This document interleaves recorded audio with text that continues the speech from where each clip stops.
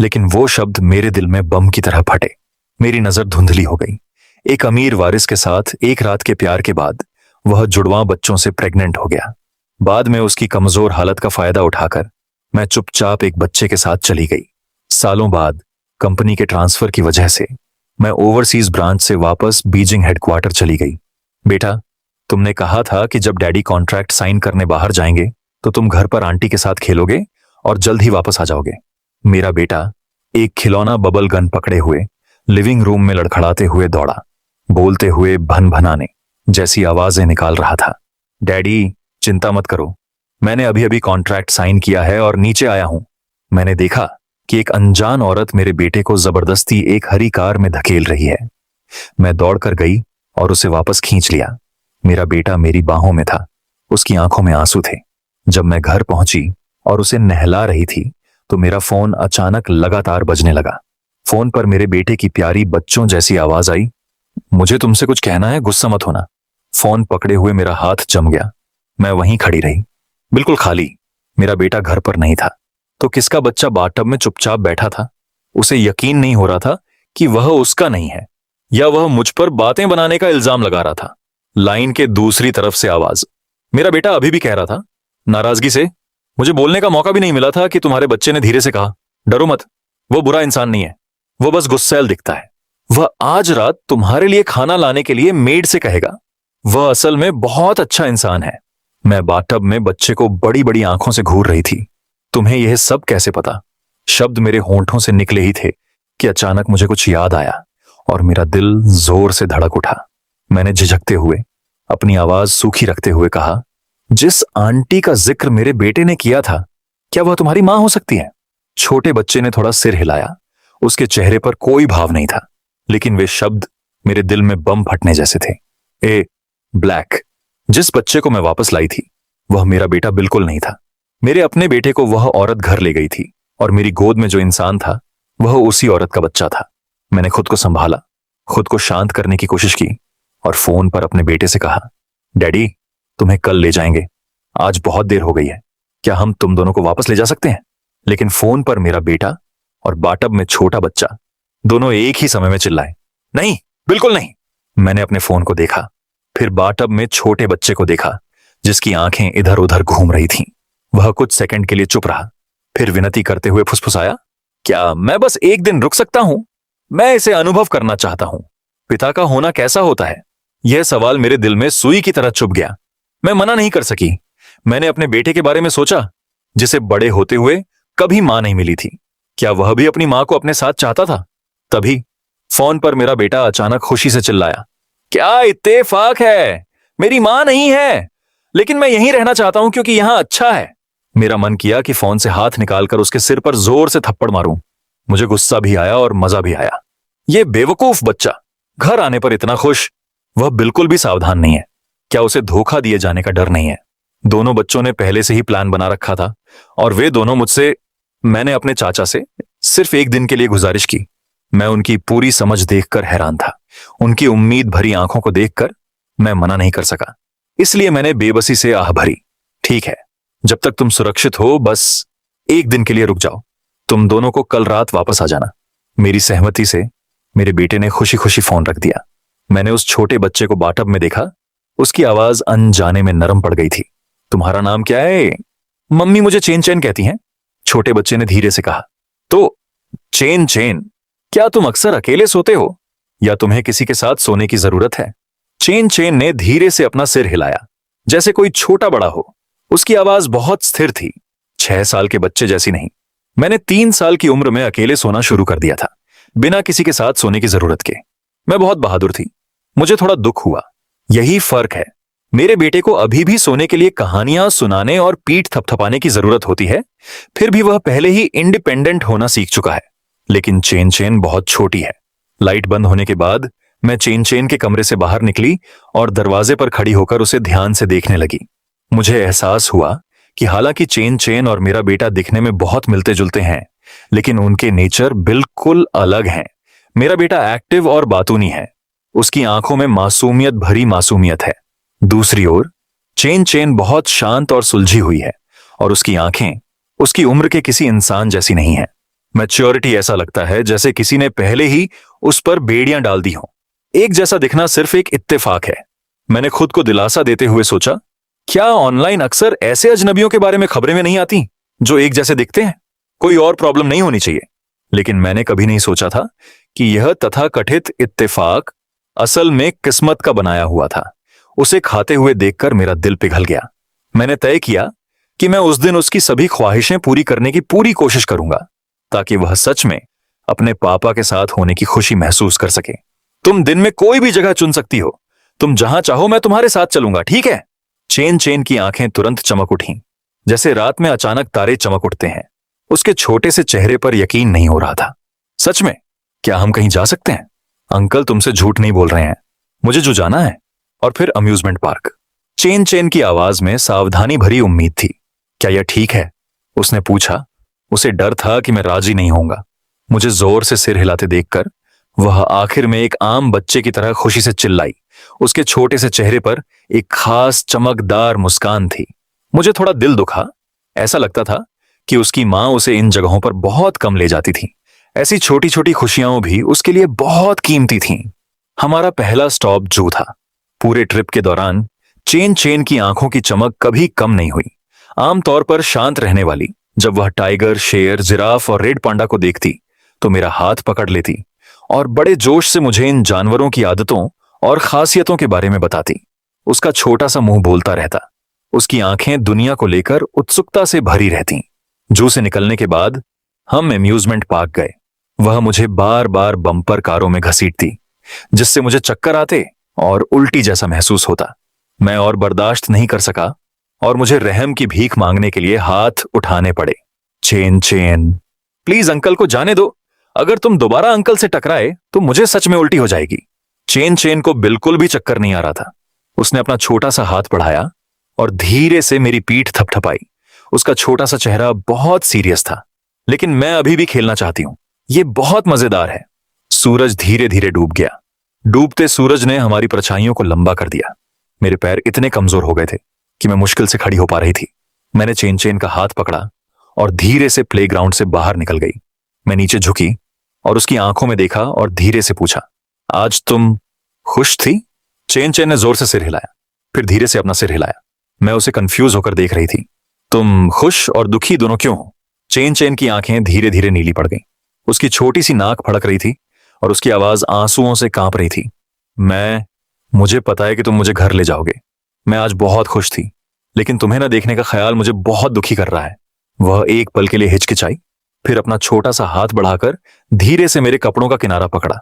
वह फुसफुसाई, काश काश तुम मेरे पापा होते। मेरा दिल दुख रहा था और मेरी आंखें भर आईं। मैंने हाथ बढ़ाकर उसके मुलायम बालों को सहलाया, धीरे से उसे दिलासा दिया, अगर हम फिर मिलेंगे तो अंकल तुम्हारे साथ फिर खेलेंगे, ठीक है? चेन चेन ने जोर से सिर हिलाया। आखिरकार उसके चेहरे पर आंसू बह निकले, लेकिन वह फिर भी मुस्कुरा दी। चेन चेन ने जो पता दिया था उसके हिसाब से मैं एक आलीशान विला एरिया में गया। सिक्योरिटी बहुत टाइट थी।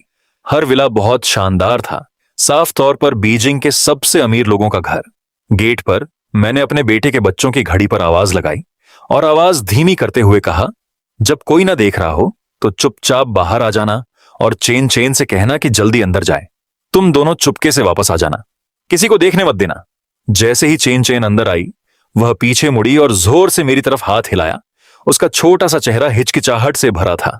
वह लगभग एक जैसी दो घड़ियों को देख रही थी। मेरा दिल खट्टे मीठे मिले जुले एहसासों से भर गया। तभी विला के दरवाजे की दरार से एक जानी पहचानी शख्स पास आई। मेरा दिल जोर से धड़क उठा, मेरा खून जम गया। ये वही थी, बाई किंग शुआंग, बीजिंग में बाई परिवार की मशहूर छोटी राजकुमारी। लगभग अपने आप मैंने अपने बेटे का हाथ हिलाता हुआ पकड़ा, मुड़ी और ऐसे भाग गई जैसे मेरी जान उस पर निर्भर हो। मैं कितनी बेवकूफ थी। क्या इत्तेफाक था। दोनों बच्चे बिल्कुल एक जैसे दिखते थे और वे इतने मिलते जुलते थे कि उनकी पसंद भी एक जैसी थी। यह सिर्फ एक जैसापन नहीं था। जैसे ही मैंने बाई किंग शुआंग को देखा, यह खून का रिश्ता था। मैं सब समझ गई। चेन चेन उसका दूसरा जुड़वां बेटा था और जिसे मैंने 5 साल पहले बचाया था, जिसे मैं गलती से घर ले आई थी, वह भी मेरा बायोलॉजिकल बेटा था। 5 साल बाद मैंने कभी सोचा भी नहीं था कि मैं इतने अजीब और ड्रामेटिक तरीके से दूसरे बेटे से मिलूंगी। चलते चलते मैं बेचैन थी। मेरा दिमाग उलझा हुआ था। मैंने खुद को उसकी तरफ खींचा और जैसे ही मैं सोने लगी, मेरा बेटा उछलता हुआ आया, मेरा हाथ पकड़ा और कहा, छोटी आर्ट गैलरी फिर से खुल गई है। डैड, ये तो कमाल है, मैं बिल्कुल उसके जैसा दिखता हूं। उसकी मां भी मुझे नहीं पहचान पाई। उसकी मां है पर पिता नहीं है, और मेरे पिता हैं पर मां नहीं है। ये कितना बड़ा इत्तेफाक है। डैड, आपको नहीं पता, उसकी मां बहुत ज्यादा सख्त है। वह मुझे सुबह 5 बजे पियानो लेसन के लिए, 10:30 बजे इंग्लिश लेसन के लिए और दोपहर 2 बजे क्रिटिकल थिंकिंग क्लास के लिए उठाती है। अभी उसने मुझे किसी थ्योरी का एक बड़ा हिस्सा रटाया था, और अगर मुझे वह याद नहीं होता तो वह मुझे खाने नहीं देती थी। शुक्र है कि आप मुझे समय पर जगाने आ गए, नहीं तो आज रात मुझे बहुत भूख लगती। जितना ज्यादा मैं सुनता गया, मुझे उतना ही गुस्सा आता गया। मेरी मुट्ठियां कस गईं। चेन चेन सिर्फ 6 साल की थी, एक ऐसी उम्र जब उसे खेलना और मजे करना चाहिए था। फिर भी बाई किंग शुआंग ने उसे इतनी सारी गोलियां खाने पर मजबूर किया। कोई हैरानी नहीं कि वह इतनी कम उम्र में इतनी समझदार थी। यह सब उस पर जबरदस्ती थोपा गया था। अपने बगल में बेफिक्र बच्चे को देखकर मुझे अचानक अपने पुराने रूप से गहरी नफरत महसूस हुई। मैं इतनी नाकाबिल क्यों थी? मैं दोनों बच्चों को अपने साथ क्यों नहीं ले जा सकती थी? उन्हें एक साथ बड़ा होने दे सकती थी, बिना अलग हुए, बिना इतना सख्त अनुशासन सहे। लेकिन असलियत बहुत बेरहम है। उस समय मेरे पास कुछ भी नहीं था। मुझे एक बच्चे को पालने में भी मुश्किल होती थी। 2 की देखभाल तो दूर की बात है, दूसरे को बाय ए के पास छोड़ना।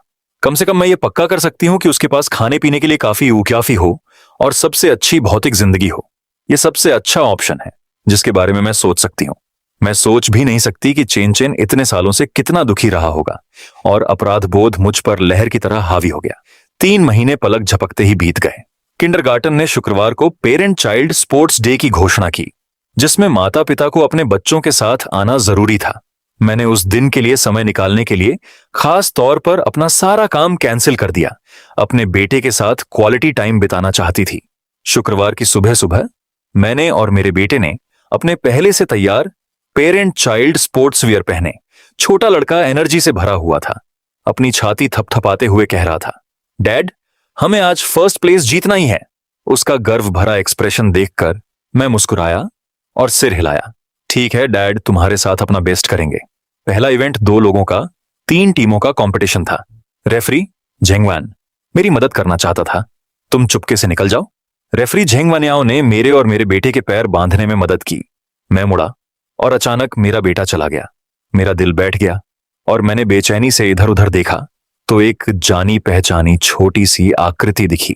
आमतौर पर मैं जल्दी से वहां नहीं जाता। मैंने उसे कोर्ट के पीछे खींच लिया, गुस्से में चेहरे पर गुस्सा होने का नाटक किया। किसने कहा कि आज हमें फर्स्ट प्लेस मिलेगा? ऐसे भाग रहे हो? हम तो लास्ट प्लेस पर भी नहीं आए। उस छोटे लड़के ने वैसे जवाब नहीं दिया जैसे वह हमेशा देता है। उसने बस चमकती आंखों से ऊपर देखा, जोर से सिर हिलाया और भागना बंद कर दिया। First place!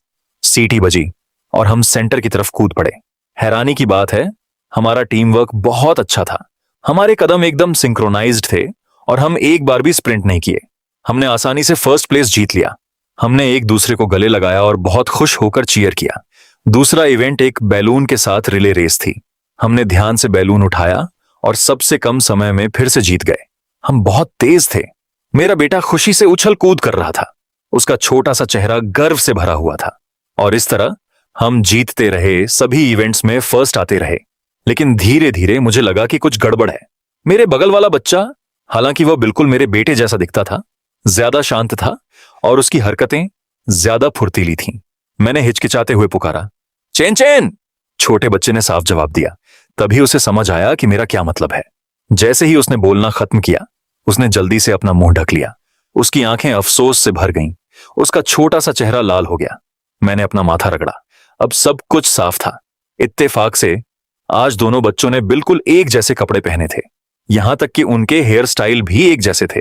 आप उन्हें ध्यान से देखे बिना अलग नहीं बता सकते थे। चेन चेन बहुत देर तक हिचकिचाया, फिर हिम्मत जुटाई और धीरे से माफी मांगी। मैं कुछ समय पहले इस किंडरगार्टन में ट्रांसफर हुआ था और हमें आज स्पोर्ट्स मीट में ही पता चला कि हम एक ही क्लास में हैं। उसने मुझे अभी देखा और पूछा कि क्या मैं रोल बदलकर आखिर तक खेलना चाहता हूं। मैं मान गया। हाँ, मुझे माफ करना है अंकल, उसने धीरे से कहा। क्या मैं बाद में आप लोगों के साथ खेलने आ सकता हूं? मना करने वाले शब्द उसकी जबान पर थे, लेकिन वह उन्हें बोल नहीं पा रहा था। इसके अलावा मैंने पहले ही अपने बेटे को दूसरे स्कूल में ट्रांसफर करने का फैसला कर लिया था। अगर यह ज्यादा लंबा चला तो बाई किंग शुआंग को देर सवेर पता चल ही जाता।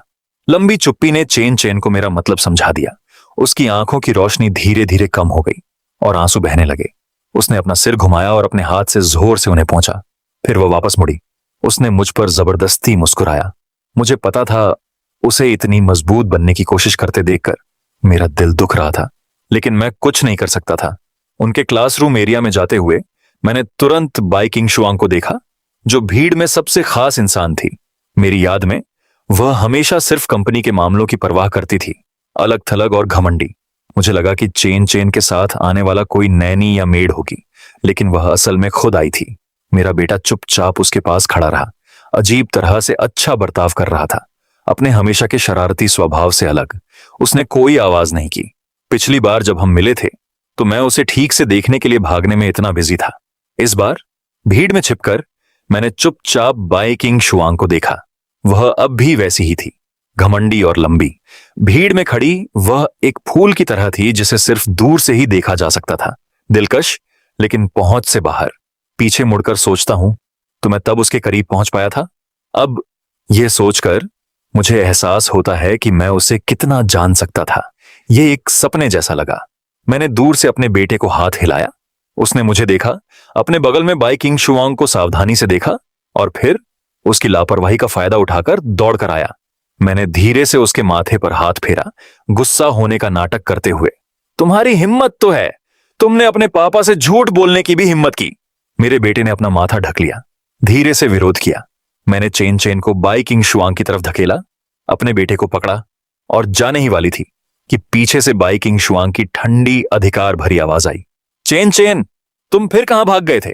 वह अब भी हमेशा की तरह था, अपने बच्चे के साथ एक एम्प्लॉय जैसा बर्ताव करता था। हमेशा उससे बड़ों जैसे स्टैंडर्ड की उम्मीद करता था। बच्चे कठपुतली नहीं होते, वे मशीन नहीं होते, उनके अपने विचार और इमोशन होते हैं। लेकिन बाई किंग शुआंग कभी नहीं समझा। चेन क्वान ने समझाया, मॉम, मुझे बाथरूम जाना है। मैं वादा करती हूं कि मैं भागूंगी नहीं। मुझे नहीं पता कि तुम अब कैसी हो। तुम आमतौर पर अच्छा बिहेव करती हो, लेकिन आज तुम ऐसे बर्ताव कर रही हो जैसे तुम्हें कांटे चुभ रहे हो। क्या तुम्हारा होमवर्क बहुत हल्का है? आज रात अपने सारे लेसन 2 बार कॉपी करना। मैं गुस्से से कांप रही थी। मैं बहुत गुस्से में थी। क्या वह उस समय की अपनी सारी नाराजगी बच्चे पर निकाल रही थी? क्योंकि चेन चेन का चेहरा मुझसे मिलता जुलता था। तभी एक जानी पहचानी मर्द की आवाज ने टोका, हमें चेन चेन मिल गया है। यह जिंग जिक्सुआन की आवाज थी। मैंने आंखें सिकोड़ लीं। मुझे बहुत गुस्सा आ रहा था। वह हमेशा बाई किंग शुआंग के साथ रही थी। ऐसा लग रहा था कि उसने इतने सालों में बहुत अच्छा किया है।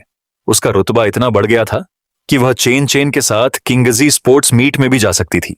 चेन चेन की गहरी नीली आंखें देखकर उसने तुरंत नरमी दिखाई और धीरे से कहा। मैंने चेन चेन की आंखें देखी।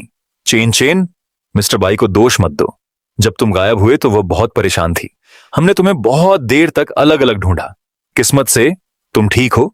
फिर वह बाई किंग शुआंग की ओर मुड़ा और कहा, मिस्टर बाई, चेन चेन अभी जवान है, उसका खुशमिजाज होना नॉर्मल है। शांत हो जाओ। उसने कुछ शब्दों से टेंशन वाले माहौल को कम करते हुए कहा। जब मैं बाई परिवार के यहां था तो वह हमेशा ऐसा ही था, ऊपर से नरम लेकिन गहरे और हिसाब किताब वाले दिल का। लगातार मुझे टारगेट करता था और मेरे और बाई किंग शुआंग के बीच झगड़ा पैदा करता था। मैं अपने बेटे को साथ लेकर बाहर निकल रही थी, लेकिन मैंने महसूस किया कि कोई मुझे घूर रहा है। रुको, मेरा दिल बैठ गया। वह मुझे बुला तो नहीं रहा था, है ना? मैं रुकी नहीं, चलती रही। नीले ट्रैक सूट वाला, उसने कहा, मैं तुमसे बात कर रही हूं। मैंने इधर उधर देखा। स्पोर्ट्स मीट में आए पेरेंट्स में मैं अकेली थी जिसने नीला ट्रैक सूट पहना था। मैं तुरंत अलर्ट हो गई। उसने मुझे ऐसे कैसे नोटिस किया? उसने मुझे खास तौर पर क्यों बुलाया? मुड़कर देखा तो बाई किंगशेंग की आवाज फिर से गूंजी, जिसमें एक पक्का अधिकार था। मैंने अपने बेटे से फुसफुसाकर कहा, सानहाओ, बाहर मत आना, आज धूप बहुत तेज है। जब मैं बाहर गई थी तो मैंने खास तौर पर हैट और सनग्लासेस पहने थे, खुद को पूरी तरह से ढक लिया था। वो मुझे पक्का नहीं पहचानेगा। मैं मुड़ी और ऊपर देखा। शांत रहने का नाटक करते हुए पूछा। जिंग जिक्सुआन ने आवाज सुनी और पास आई। क्या तुमने मुझे किसी चीज के लिए बुलाया था? मैंने बच्चे को नैनी को दिया, बाई किंगशेंग के पास गई और मुझे ऊपर से नीचे तक देखा। मैंने अभी चेन टेंग को तुम्हारी तरफ दौड़ते हुए देखा। क्या तुम उसे जानती हो? बाई किंगशेंग ने अपनी आंखें छोटी की, मुझे ध्यान से देखा। उसकी आंखों में शक था, मुझे लगा था कि भीड़ की वजह से मुझे पहचाना नहीं जाएगा, लेकिन मैं भूल गई थी कि वह बाई परिवार का वारिस है, बिजनेस की दुनिया में पला बड़ा है और अपने आसपास किसी भी अजीब चीज को लेकर खास तौर पर सेंसिटिव है। मैंने जानबूझकर, मेरी आवाज भारी हो गई थी, मैंने अपनी आवाज धीमी कर ली। मेरा लहजा सच्चा था। हेलो। बच्चा बहुत तेज दौड़ रहा था और लगभग गिर ही गया था। मैंने उसे उठाया और जाने ही वाला था कि तुमने मुझे रोक दिया। अगर तुम्हें मुझ पर यकीन नहीं है तो तुम सिक्योरिटी फुटेज देख सकती हो। शायद इसलिए कि मेरे शब्द सच्चे थे और क्योंकि ये एक स्कूल था। मैं कुछ नहीं कहूंगी। बाई किंग शुआंग ने सिर हिलाया और जाने के लिए मुड़ी, लेकिन जिन जिक्सुआन घमंडी लग रहा था। उसने अपनी ठुड्डी ऊपर उठाते हुए मुझसे कहा, जिस बच्चे की तुमने मदद की वह बाई परिवार का वारिस था। तुम लकी हो। मिस्टर बाई बच्चों का बहुत ध्यान रखते हैं। ये चेक किसी भी बैंक से 30,000 युआन का निकाला जा सकता है। इसे थैंक यू गिफ्ट समझो। मैंने मन ही मन मजाक उड़ाया। वह सच में सोचता है कि वह बाई परिवार का मुखिया है ना? उसका चेहरा भावशून्य था और उसने रूखेपन से मना कर दिया। इस सिचुएशन में कोई भी मदद करेगा। यह कुछ भी नहीं है। थैंक्स की कोई जरूरत नहीं है। उसने मजाक उड़ाया। उसका चेहरा नफरत से भरा था। ठीक है, तो तुम जा सकते हो। मैं मुड़ा और अपने बेटे को खींच कर ले गया, जाने के लिए तैयार। बाई किंग शुआंग, जो पहले ही कुछ दूर चल चुकी थी, अचानक वापस आई। उसकी नजर मुझ पर पड़ी। उसने रूखेपन से पूछा, तुम्हारा बच्चा किस क्लास में है? उसकी उम्र क्या है? मैं बहुत सावधान था। ट्रांसफर प्रोसेस अभी खत्म नहीं हुए थे। मैं उसे बिल्कुल सच नहीं बता सकता था। मैंने अपनी आंखें शांत रखने की कोशिश करते हुए एक क्लास और उम्र बनाई। बाई किंग शुआंग ने कुछ नहीं कहा। मुझे नहीं पता था, क्या यह सिर्फ मेरा वहम था? मैंने उसकी आंखों में थोड़ी सी निराशा देखी। जिंग जिक्सुआन ने यह देखने के बाद पूछा, मिस्टर बाई, क्या उसे कुछ गड़बड़ है? बाई किंग शुआंग अपनी हैरानी से बाहर निकली, धीरे से अपना सिर हिलाया और अपनी हमेशा की तरह घमंडी बेपरवाही फिर से शुरू कर दी। वह मुड़ी और चली गई। जिंग जिक्सुआन तेजी से पीछे पीछे आया। जाने से पहले उसने मुझे ठंडी नजरों से देखा। घर वापस आकर मैंने अपने बेटे को अपने पास बुलाया, बहुत देर तक हिचकिचाते हुए। जो यू बोला, हम किंडरगार्टन बदलने जा रहे हैं। मेरे बेटे ने कंफ्यूजन में अपनी आंखें बड़ी कर लीं। उसका चेहरा शिकायतों से भरा हुआ था। क्यों? मैं यहां बहुत खुश हूं। चेन चेन मेरी क्लास में है। अगर मैं ट्रांसफर हो गया तो मैं उसे फिर कभी नहीं देख पाऊंगा। दोनों भाइयों के बीच गहरा रिश्ता बन गया था। यह खून का रिश्ता है, इसे कोई नहीं तोड़ सकता। उसने मेरा हाथ पकड़ा और गिड़गिड़ाया, डैड, मैं चुआन चुआन से अलग नहीं होना चाहता। हमें एक जैसी चीजें पसंद हैं और हम साथ में सबसे अच्छा खेलते हैं। मैं इस अच्छे दोस्त को खोना नहीं चाहता।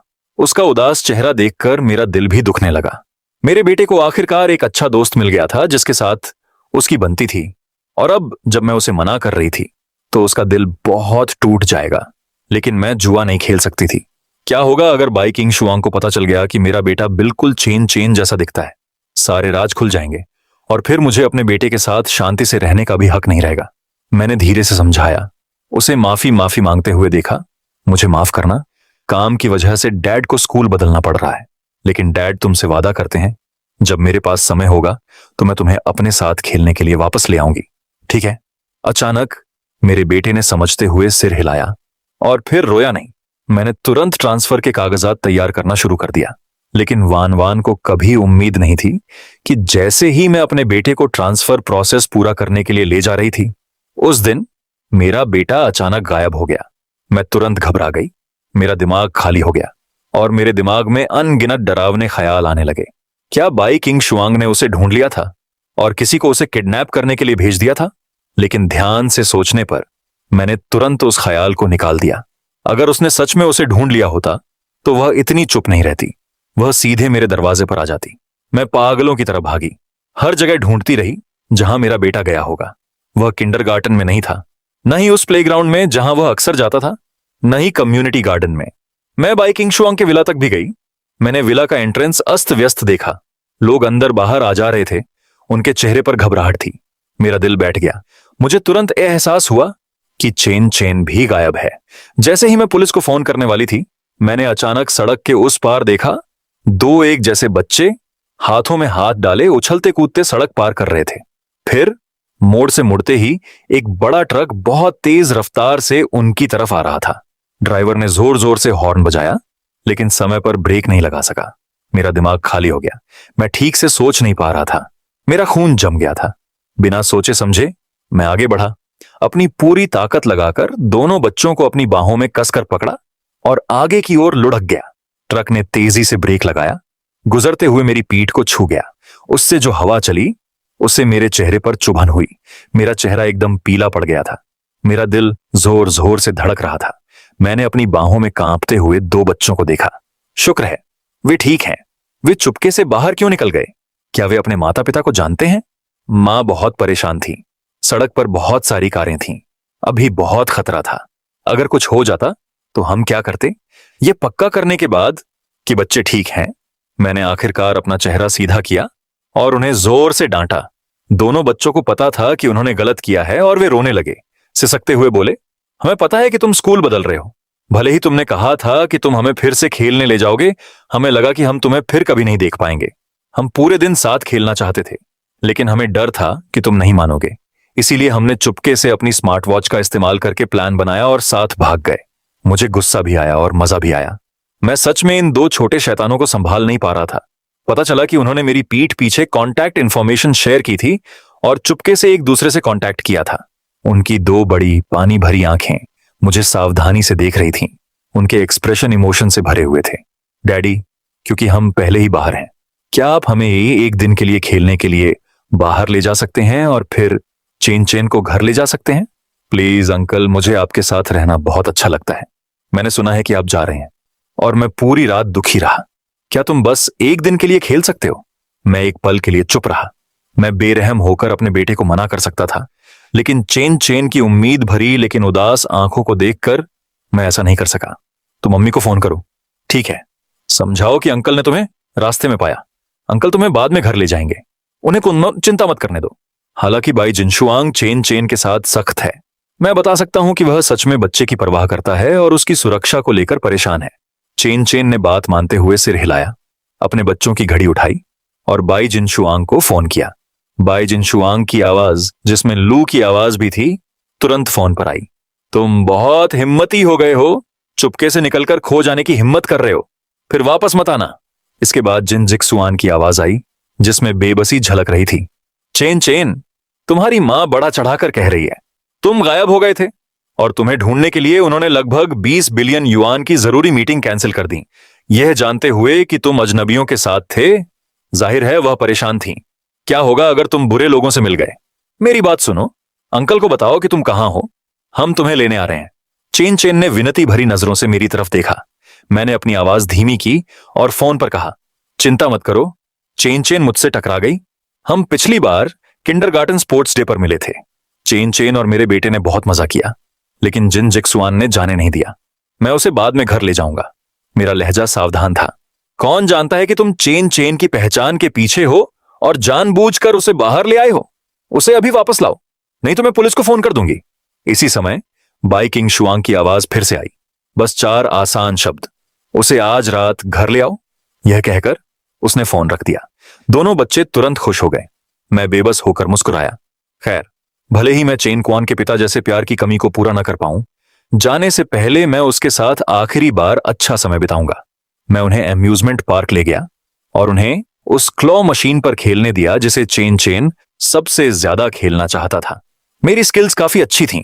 मैंने प्लश खिलौनों से भरा पूरा बैग पकड़ा। मेरा बेटा इतना बड़ा था कि मैं उसे मुश्किल से पकड़ पा रहा था। वह थका हुआ और भूखा था, इसलिए हम एक रेस्टोरेंट गए। मेरा बेटा मसालेदार खाना नहीं खाता, इसलिए मैं आम तौर पर 2 हिस्से बनाता हूं, एक मेरे लिए मसालेदार और एक उसके लिए बिना मसालेदार।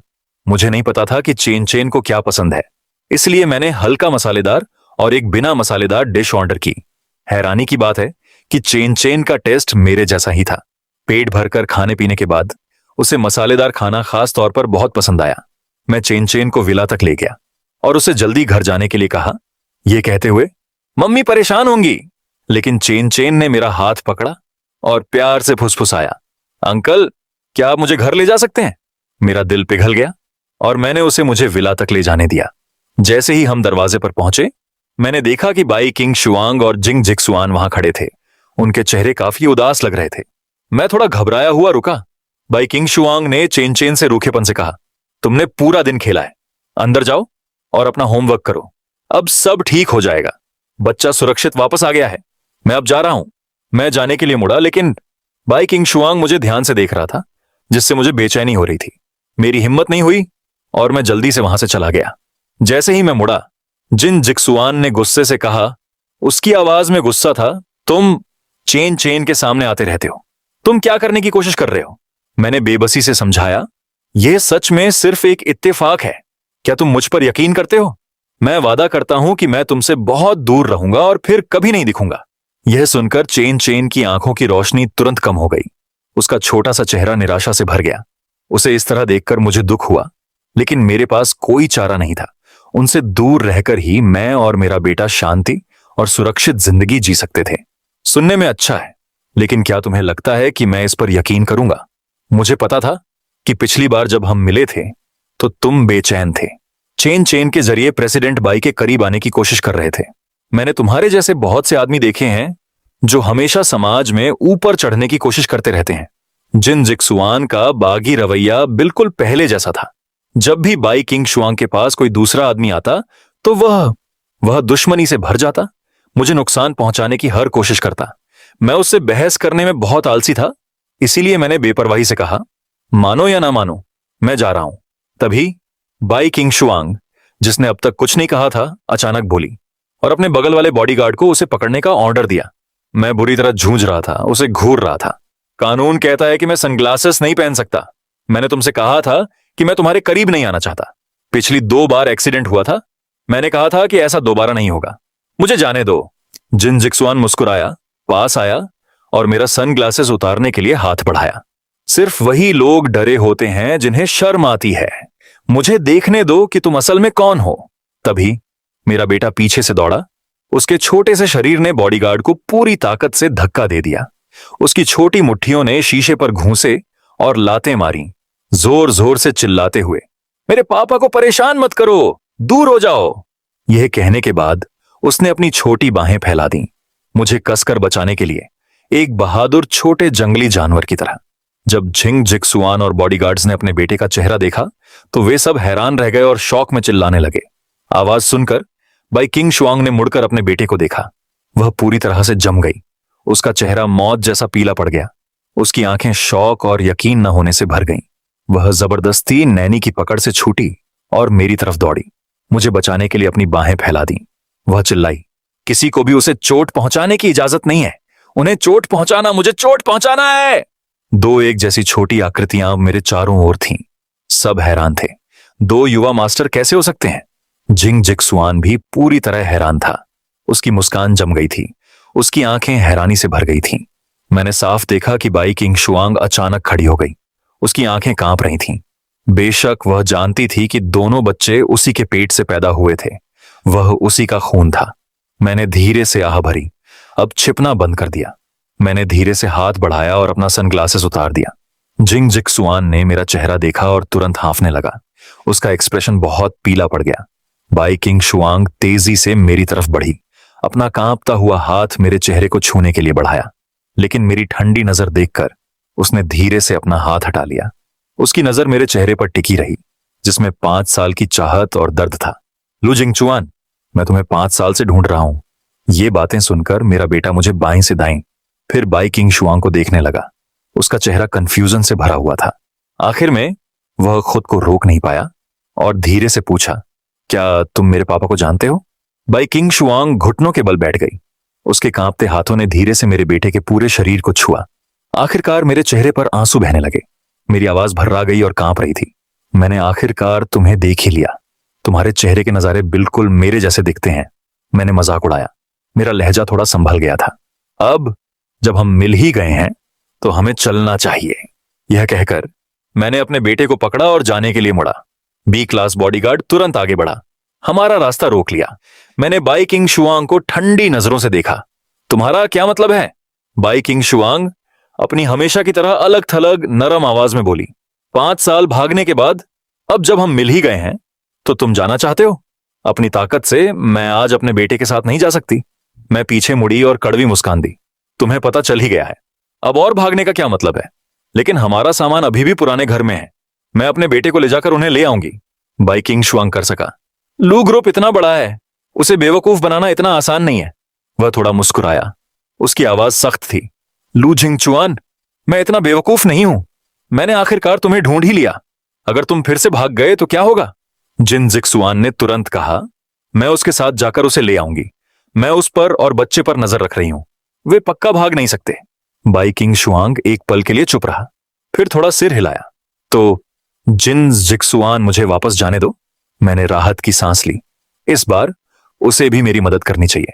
जैसे ही मैं जाने के लिए मुड़ी, चेन कुआन ने अचानक मेरी आस्तीन पकड़ ली और फुसफुसाया, मैं भी जाना चाहता हूं। मैंने नीचे देखा और धीरे से उसे दिलासा दिया, स्वीटी, हम अपना सामान पैक करने के बाद तुम्हें लेने वापस आएंगे। चेन कुआन ने जिद करके अपना सिर हिलाया। उसका छोटा सा चेहरा पक्के इरादे से भरा था। नहीं, मैं तुम्हारे साथ जाना चाहता हूं। कोई और रास्ता नहीं है। मैंने बाई किंग शुआंग की तरफ देखते हुए कहा, चलो अपना सामान पैक करते हैं। चेन चेन को लाना मुश्किल है, तुम उसे वापस ले जाओ। किसे पता था? बाई किंग शुआंग ने बस चेन चेन को मेरी तरफ धकेला और शांति से कहा, ठीक है, ज्यादा से ज्यादा हम शीशे वाले जवान से उसे वापस लाने को कहेंगे। रास्ते में दोनों छोटे बच्चे मेरे आसपास बातें कर रहे थे। पूछ रहे थे कि वे एक जैसे क्यों दिखते हैं, एक अपने पिता के साथ क्यों हैं और दूसरा अपनी मां के साथ। मैंने अपनी आंखें बंद कर लीं, ऐसा दिखावा किया जैसे सुन नहीं रहा हूं। मुझे बाई किंग शेंग के पास लौटने की कोई इच्छा नहीं थी। उन अमीर परिवारों की परेशानियों में फिर से शामिल होने की कोई इच्छा नहीं थी। अब अपनी पहचान बताना दोनों बच्चों के लिए बहुत नुकसानदायक होगा। जब मैंने जवाब नहीं दिया तो वे जिंग जिक्सुआन की ओर मुड़े और पूछा। जिंग जिक्सुआन कुछ सेकंड के लिए चुप रही, फिर अचानक बोली। उसकी आवाज गुस्से और कड़वाहट से भरी थी, तुम वापस क्यों आए? तब मैंने तुम्हारी जान बख्शी थी, तुम्हें बहुत दूर जाने दिया था। क्या तुम्हें पता है कि मैं उसके दिल में उतरने वाली थी, सब कुछ पाने वाली थी? इससे पहले कि मैं कुछ बोल पाती, चेन चेन की आंखें चौड़ी हो गईं, लेकिन वह कंफ्यूजन में थी। अंकल शिन जिक्सुआन, आपने क्या कहा? जिन जिक्सुआन के चेहरे के भाव अचानक बदल गए। वह चिल्लाया, तुम जंगली बच्चे, तुम्हें मुझे मेरे नाम से बुलाने का कोई हक नहीं है। मैं तुमसे बहुत तंग आ गया हूं। चूंकि तुम और तुम्हारा बेटा फिर से मिल गए हो, तो आज हमेशा के लिए गायब हो जाओ। यह जानकर कि यह बुरा है, मेरा दिल बैठ गया और मैंने तुरंत स्टीयरिंग व्हील की तरफ हाथ बढ़ाया। दोनों बच्चे कार में थे। मुझे उनकी सेफ्टी पक्की करनी थी, लेकिन जिन जिक्सुआन पहले से ही तैयार था। उसने कार के नीचे से एक हथौड़ा निकाला और मेरे कंधे पर जोर से मारा। मेरे शरीर में तेज दर्द हुआ और मैं पिछली सीट पर गिर पड़ा। मेरे कंधे के घाव से खून बहता रहा, गर्म खून मेरे कपड़ों पर टपक रहा था। दोनों बच्चे डर गए और जोर जोर से रोने लगे। मेरे पास दौड़े और अपने छोटे हाथों से मेरे खून बहते घाव को ढकते हुए चिल्लाए, डैडी, अंकल। मैंने जिंग जिक्सुआन की पागल हालत को देखते हुए अपनी आंखें खोलने की कोशिश की। मेरी आवाज भारी हो गई थी, तुम पागल हो। भले ही तुम मुझसे नफरत करते हो, बच्चा किंग शुआंग का अपना खून है, बाई परिवार का वारिस। क्या तुम्हें डर नहीं है कि वह तुम्हें दोषी ठहराएगी? जिंग जिक्सुआन का चेहरा गुस्से से तमतमा गया था। दो कमीने बच्चे उसके बच्चे होने के लायक नहीं है। जब उसने जन्म दिया तो मैं उन्हें मार डालना चाहती थी, लेकिन वह बहुत करीब था। अब मौका आ गया है। जब तक मैं तुमसे छुटकारा नहीं पा लेती, मैं उसके साथ रहूंगी जब तक वह दुखी है। अमीर परिवार में शादी करूंगी और बाई परिवार की हर चीज पर कब्जा करूंगी। यह सब जल्द ही हो जाएगा। उसने कार को चट्टान के किनारे तक पहुंचाया और रोक दिया। उसकी आंखों में जानलेवा इरादे भरे हुए थे। तुम्हें इस दुनिया को अलविदा कह देना चाहिए। अगले जन्म में मेरा रास्ता मत रोकना। उसने कार का दरवाजा बंद किया और पीछे से पूरी ताकत से कार को चट्टान से धक्का दे दिया। दोनों बच्चों को पता था कि जिंग जिक्सुआन उन्हें मार डालेगा। छोटे बेटे ने चेन चेन के कपड़े कसकर पकड़े हुए थे। उसके चेहरे पर आंसू बह रहे थे। चेन चेन खासकर कांप रहा था, चिल्ला भी नहीं पा रहा था।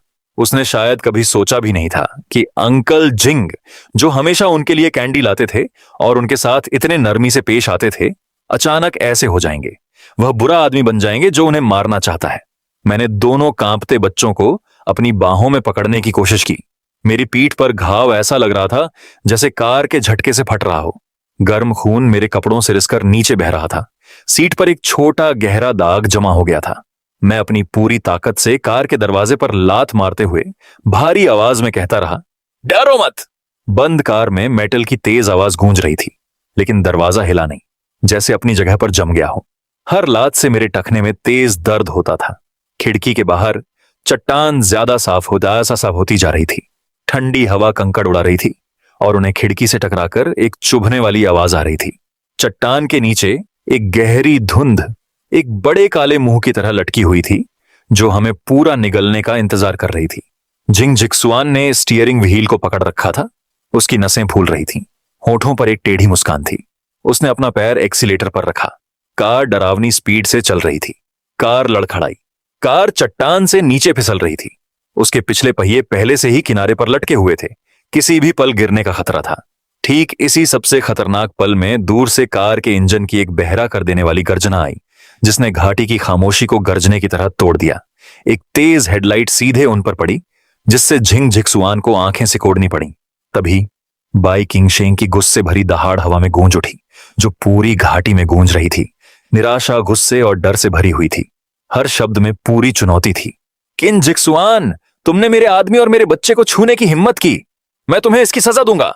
अगले ही पल उसकी हरी सेडान तीर की तरह उनकी ओर बढ़ी और उनकी कार के साइड से टकरा गई। एक बहुत तेज धमाका, इतना जोरदार कि कानों को चोट लग जाए, और फिर जोरदार झटके लगे क्योंकि उनकी कार जोर से उछलकर दूर जा गिरी। चट्टान का मुंह जोर से जमीन पर गिरा। झिंग झिकसुआन जोरदार टक्कर से पीछे हट गया। उसका चेहरा मौत जैसा पीला पड़ गया। उसकी आंखें घबराहट से भर गईं। यह जानते हुए कि उसका प्लान पूरी तरह से फेल हो गया है, वह घूमा और पहाड़ से नीचे भागा। भागने के लिए बेचैन था, लेकिन कुछ ही कदम चलने के बाद उसे चारों तरफ से पुलिस ने घेर लिया। एक दर्जन ऑफिसर, जिनके हाथ में पुलिस टेप था और चेहरे सख्त थे, चिल्लाए, हिलना मत, हाथ ऊपर करो। झिंग झिकसुआन ने हार मानने से इनकार कर दिया। हम पुलिस हैं, वह चिल्लाया। बुरी तरह लड़ रहा था, विरोध में मुक्के मार रहा था, लेकिन पुलिस ने उसे जल्दी से काबू में कर लिया। ठंडी हथकड़ी खटखट की, उसकी कलाइयों को जकड़ लिया, उसकी सारी ख्वाहिश, जलन और पागलपन को बंद कर दिया। उसने बाई किंग शुआंग की तरफ देखा। उसकी आंखों में गुस्सा और कड़वाहट थी। चिल्लाया, किंग शुआंग, मैंने ये सब तुम्हारे लिए किया। मैं तुमसे बहुत प्यार करता हूं। तुमने इस बेचारे लड़के की मदद क्यों की? बाई किंग शुआंग ने उसकी तरफ देखा भी नहीं। उसकी नजर मुझ पर और कार में फंसे हाइजी पर टिकी थी। उसका चेहरा कागज जैसा सफेद था। फेंक दौड़कर आया, दौड़कर मेरा नाम पुकारा। उसकी आवाज कांप रही थी, सिसकियों से भर गई थी। लू झिंगाचुआन, लू झिंगचुआन, रुको, बच्चा ठीक है। अगले ही पल झिंग झिकसुआन को पुलिस ने जमीन पर गिरा दिया।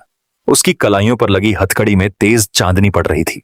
उसने अचानक अपना सिर पीछे किया और हंसा, एक तीखी और पागलपन भरी हंसी। लू झिंगचुआन, तुम्हें लगता है कि तुम जीत गए हो? क्या तुम्हें पता है कि 5 साल पहले जब तुम उस बच्चे को ले गए थे तो क्या हुआ था? मैंने बच्चों के बोरे में कुछ रखा है, तुम कभी अंदाजा नहीं लगा पाओगे। बाई किंग शुआंग घूमा और उसके चेहरे पर जोर से थप्पड़ मारा। झिंग झिकसुआन के मुंह से खून बहने लगा और उसकी हंसी और भी पागलपन भरी हो गई। मैं नहीं बताऊंगा, मैं चाहता हूं कि तुम अपनी बाकी जिंदगी डर में जियो। बाई किंग शुआंग ने मेरी तरफ देखा। उसका चेहरा मौत जैसा पीला पड़ गया था। उसने बच्चों के कपड़े और बोरे ढूंढे, उन्हें बार बार चेक किया, लेकिन कुछ नहीं मिला। उसकी आवाज कांप रही थी, तुमने वहां क्या रखा था? मेरी पीठ पर लगे घाव की वजह से मेरी नजर धुंधली हो गई थी, लेकिन मैंने फिर भी उसका हाथ पकड़ा और फुसफुसाया, चलो हॉस्पिटल चलते हैं, पूरा चेकअप करवाते हैं। एम्बुलेंस में मैं उन दोनों बच्चों के जाने पहचाने चेहरों को घूर रहा था। वही एक बात मेरे दिमाग में घूम रही थी। हॉस्पिटल में बाई किंग शुआंग ने रात भर में अपने सारे कनेक्शन इस्तेमाल करके एक्सरे, सीटी स्कैन और ब्लड टॉक्सिकोलॉजी स्क्रीनिंग करवाई, जितना हो सके। सुबह 4 बजे रिजल्ट आ गए। मैंने राहत की सांस ली। सब कुछ नॉर्मल था, लेकिन मेरे दिल में चुभन बनी रही। बाई किंग शुआंग कॉरिडोर में एक कुर्सी पर बैठा था। उसके हाथ सिर को ढके हुए थे, उसके कंधे थोड़े कांप रहे थे। उसने ऊपर देखा, उसकी आंखें खरगोश की तरह लाल थीं, उसकी आवाज भारी थी। मुझे माफ करना, यह सब इसलिए हुआ। मैं बहुत देर तक चुप रहा। आखिर में बस इतना कहा, पहले ठीक होने पर ध्यान दो। मैं टेंशन में आ गया। मेरी नसें, जो इतने लंबे समय से टेंशन में थीं, अचानक ढीली पड़ गईं। मेरी पीठ और कंधों का दर्द लहरों की तरह बढ़ गया। घाव पूरी तरह से खुल गया था। खून मेरे कपड़ों में भीग गया था। मेरी नजर धुंधली और काली होने लगी। मेरे दोनों बच्चों के रोने की आवाज दूर तक गायब हो गई। मुझे महसूस हो रहा था कि मेरी ताकत धीरे धीरे कम हो रही है। आंखें बंद करने से पहले मैंने देखा कि बाई किंग शुआंग कार की तरफ भाग रही है। उसके चेहरे पर आंसू बह रहे थे। उसका चेहरा घबराहट और डर से भरा हुआ था। वह मेरा नाम पुकारती रही। उसकी आवाज भारी और मुश्किल से सुनाई दे रही थी। जल्दी करो, एम्बुलेंस बुलाओ, उसे तुरंत शहर के सेंट्रल हॉस्पिटल ले जाओ। उनके पास सबसे अच्छे डॉक्टर और सबसे अच्छी दवा है। मेरी आवाज कांप रही थी। मैं अपने बच्चे को ठीक से पकड़ भी नहीं पा रही थी। मेरे हाथ बेकाबू होकर कांप रहे थे। मेरा बच्चा, मेरा आदमी, उन्हें बिल्कुल चोट नहीं पहुंचनी चाहिए। अगर उन्हें कुछ हुआ तो मैं सबको जिम्मेदार ठहराऊंगी। मैंने फिर से अपनी आंखें खोली। तेज सफेद रोशनी ने मुझे अपने आप आंखें सिकोड़ने पर मजबूर कर दिया। मैं हॉस्पिटल के बेड पर लेटी थी। मेरा पूरा शरीर दर्द कर रहा था और कमजोर था। मेरी पीठ और कंधों के घाव दर्द से धड़क रहे थे। हर सांस घावों को खींच रही थी। दर्द से मेरे घुटनों तक ठंडक पहुंच रही थी। मैंने धीरे से अपना सिर घुमाया। दोनों तरफ के बेड पर एक एक बच्चा सो रहा था। मेरा बेटा और चेन चेन मेरे पास लेटे हुए थे। उनके होठों पर अभी भी आंसू गीले थे। उनकी सांसें चल रही थीं। उन्हें उन्हें इतना शांत देखकर मेरा दिल पिघल गया। जब तक वे ठीक थे, मुझे जो भी चोट लगी वह बेकार नहीं जाएगी। मैंने धीरे से अपने हाथ खोले। मैंने दोनों बच्चों के सिर छुए, लेकिन जरा सी भी हरकत से मेरी पीठ में तेज दर्द हुआ और तुरंत ठंडा पसीना आ गया। तभी वार्ड का दरवाजा धीरे से खोला गया और बाई किंग शुआंग अंदर आई। उसकी आंखें लाल थीं। वह साफ तौर पर पूरी रात सोई नहीं थी। उसने अभी भी कल वाला अस्त व्यस्त सूट पहना हुआ था।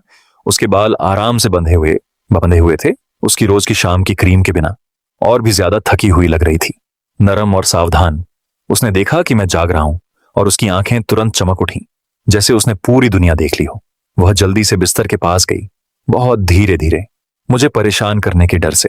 उसकी आवाज नरम थी, एक सावधान जांचने वाले लहजे में। तुम जाग रही हो, तुम्हें कैसा लग रहा है? तुम्हें हल्की चोट लगी है और तुम्हारी पीठ पर बड़े हिस्से में खरोंच और सॉफ्ट टिश्यू पर चोट के निशान हैं। तुम्हें ज्यादा आराम करने की जरूरत है और बिल्कुल भी हिलना डुलना नहीं चाहिए। मैंने पहले ही पीडियाट्रिक्स के हेड से बच्चों की अच्छी तरह जांच करवा ली है। वे बस डरे हुए थे। कोई बाहरी चोट नहीं है।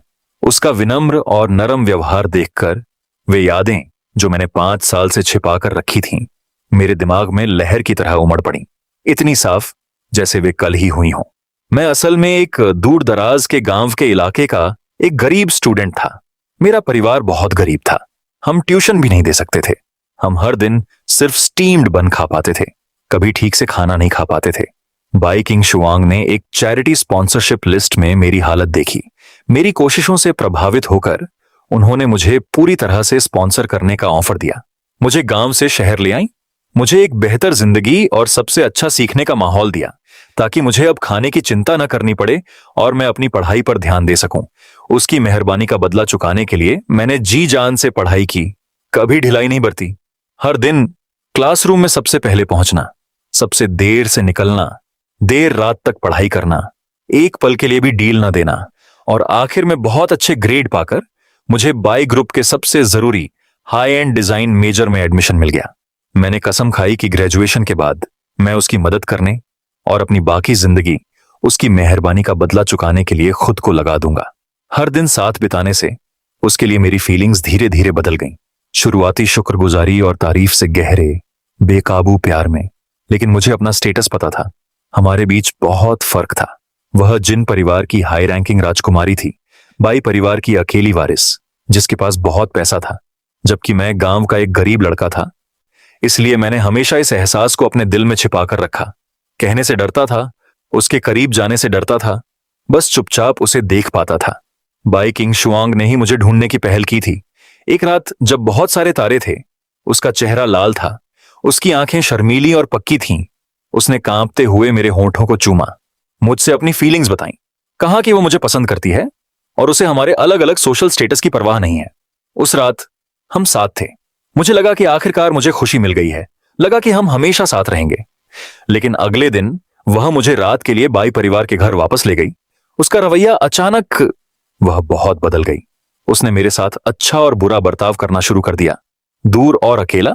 यहां तक कि उसने जिस दूसरे स्टूडेंट को को स्पॉन्सर किया था, जिंग जिक्सुआन, उसे भी मुझे बुली करने का सपोर्ट करने लगी।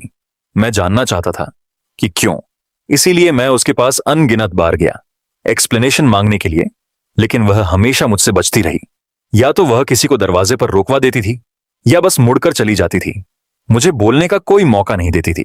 मुझे समझ नहीं आता था रातों रात ऐसा क्या हुआ कि मेरे प्रति उसका नजरिया पूरी तरह बदल गया, एक नरम दिल वाले से एक अजनबी में। बाद में बाई किंग शुआंग प्रेग्नेंट हो गई। मुझे लगा कि बच्चे के साथ हमारे बीच की रुकावट पूरी तरह खत्म हो जाएगी और वह मेरे पास वापस आ जाएगी। हमारा एक पूरा परिवार होगा। लेकिन यह सिर्फ मेरी कल्पना थी। एक दिन उसने अचानक किसी को भेजकर मुझे बाई फैमिली विला के बेसमेंट में बंद कर दिया। वह मुझे बाहर नहीं जाने देती थी, किसी को मुझसे बात नहीं करने देती थी, मुझे बाहरी दुनिया से पूरी तरह अलग कर देती थी। बेसमेंट में नमी और उमस थी, दीवारों से लगातार पानी टपक रहा था और कोनों में सीलन भरी बदबू आ रही थी। रातें शांत थीं। मैं सिर्फ अपनी सांसें और दिल की धड़कन सुन सकता था, जैसे कोई ठंडी जेल हो। मैं बार बार उसके बारे में सोचता था, जिस तरह वह प्यार से मेरा नाम पुकारती थी, जिस तरह वह मेरे कंधे पर अपने प्यार का इजहार करती थी। आंसू चुपचाप ठंडे सीमेंट के फर्श पर गिर रहे थे, एक छोटा सा बेजान निशान छोड़ रहे थे। मेरा दिल और ठंडा होता जा रहा था। मुझे नहीं पता कि कितना समय बीत गया। जिंग जिक्सुआन ने घमंड से दरवाजा खोला और दरवाजे के फ्रेम से टिककर अंदर आया। उसके होठों पर मजाकिया मुस्कान थी। उसने मुझे ऐसे देखा जैसे मैं कोई चींटी हूं। लू झिंगचुआन, सपने देखना बंद करो। किंग शुआंग तुमसे बिल्कुल प्यार नहीं करता। उसे तुम में बस थोड़ी देर की दिलचस्पी थी। जब वह तुम्हारे साथ खेल चुका होगा तो तुम्हें फेंक देगा। मैं तुम्हें बता दूं, उसके जुड़वां लड़के थे। बाई परिवार को अब एक वारिस मिल गया है। बेचारे लड़के, तुम्हें उसकी दुनिया से बाहर निकलने की कोशिश करनी चाहिए। खुद को फिर से चोट मत लगने देना। मैंने अपनी मुट्ठियां भींच लीं। मेरे नाखून मेरी हथेलियों में तब तक गड़े रहे जब तक उनसे खून नहीं निकलने लगा। मैंने उसे ध्यान से देखा और कहा, बोलो। मैं उसे देखना चाहता हूं। मैं खुद उससे पूछना चाहता हूं। जिंग जिक्सुआन ने आंखें चौड़ी करके मजाक उड़ाया। उसे देखो, क्या तुम इसके लायक हो? वह अभी तुमसे नहीं मिलना चाहता। तुम्हें देखकर उसे घिन आती है। मैं तुम्हें जाने दे सकता हूं, लेकिन तुम्हें मुझसे वादा करना होगा कि तुम कभी बीजिंग नहीं लौटोगी, कभी उसके सामने नहीं आओगी। नहीं तो मैं पक्का कर दूंगा कि तुम और तुम्हारा बच्चा जिंदा ना बचो। मैं जो कह रहा हूं वही सच है। अपने बच्चे को जिंदा रखने के लिए मेरे पास समझौता करने, बेइज्जती सहने के अलावा कोई चारा नहीं था। बाई किंग शुआंग की डिलीवरी के बाद की कमजोरी का फायदा उठाते हुए जिन जिक्सुआन के इंतजाम के तहत मैं अपने एक बेटे को ले गया। उसने जो रास्ता बताया उस पर चलते हुए मैं रातों रात बीजिंग छोड़कर विदेश चला गया। सब ठीक हो गया था। ट्रेन में मैंने अपने छोटे बच्चे को कपड़ों में पकड़ा हुआ था, पटरियों की आवाज सुन रहा था, खिड़की से गुजरते नजारे देख रहा था। मुझे नहीं पता था कि मैं कहां जा रहा हूं। मेरे दिमाग में बस एक ही बात थी, बच्चे की अच्छी परवरिश करना, कभी बीजिंग वापस मत आना, भाई किंग शुआंग की जिंदगी में कभी खलल मत डालना, शांति से जिंदगी जीना। अब हॉस्पिटल में लेटे हुए अपने सामने थके हारे और सीधे सादे बाई किंग शुआंग को देखकर मेरे मन में जो भी शिकायतें, गुस्सा, उलझन और दर्द मैंने 5 साल से दबा रखा था, वे अचानक फूट पड़े। मैं इसे और रोक नहीं सका। मैंने खुद को सहारा दिया, कमजोर और थोड़ा सा उठकर बैठ गया। मेरी पीठ के घाव में इतना दर्द हुआ कि मुझे ठंडा पसीना आ गया। मैंने उसकी आंखों में ध्यान से देखा। उसके हर शब्द में एक ठंडी ठंडक और 5 साल से दबा हुआ दर्द था। भाई किंग शुआंग, जब तुम मुझसे तब नफरत करती थी जब तुम्हें लगता था कि मैं तुम्हारे लिए काफी नहीं हूं, तो तुमने मेरे पास आने की पहल क्यों की? तुमने मुझे किस करने की पहल क्यों की? लेकिन फिर तुमने पलटकर मुझे नजरअंदाज कर दिया। तुम्हारा क्या अंदाजा नहीं लगाया जा सकता कितना उतार चढ़ाव वाला रहा है। क्या तुम्हें पता है कि उस दौरान मैंने कितना दर्द सहा? लोग मेरा मजाक उड़ाते थे, मेरी पीठ पीछे कहते थे कि मैं एक देहाती लड़की हूं जो अमीर परिवार में शादी करने की कोशिश कर रही है। वहम में और वहम में मैं इतनी बेइज्जती सह सकती थी। मैं तुम्हारे लिए यह सब सह सकती थी, लेकिन तुमने मुझे उस अंधेरे सीलन भरे बेसमेंट में बंद करने के लिए किसी को क्यों भेजा? मुझे पूरी तरह से नजरअंदाज करते हुए, इस बात की परवाह किए बिना कि मैं जिंदा रहूं या मरूं। मुझे समझ नहीं आ रहा। अगर तुम मुझसे इतनी नफरत करती थी, अगर तुम मुझे इतना देखना नहीं चाहती थी, तो तुमने मुझे 5 साल पहले क्यों जाने दिया? तुमने पिछले 5 सालों में मुझे इतनी बेसब्री से क्यों ढूंढा? तुम क्या करने की कोशिश कर रही हो? हर सवाल बाई किंग शुआंग के दिल में चाकू घोंपने जैसा था। उसका चेहरा मौत जैसा पीला पड़ गया। उसका शरीर जोर से कांपने लगा और उसकी आंखों में आंसू आ गए। उसकी आंखों में आंसू भर आए। उसने घबराकर मेरा हाथ पकड़ लिया। उसका हाथ बर्फ जैसा ठंडा और कांप रहा था। उसकी आवाज सिसकियों से भर गई। नहीं लू झिंगचुआन, ऐसा तुम नहीं सोच रहे हो। मैंने तुमसे कभी नफरत नहीं की।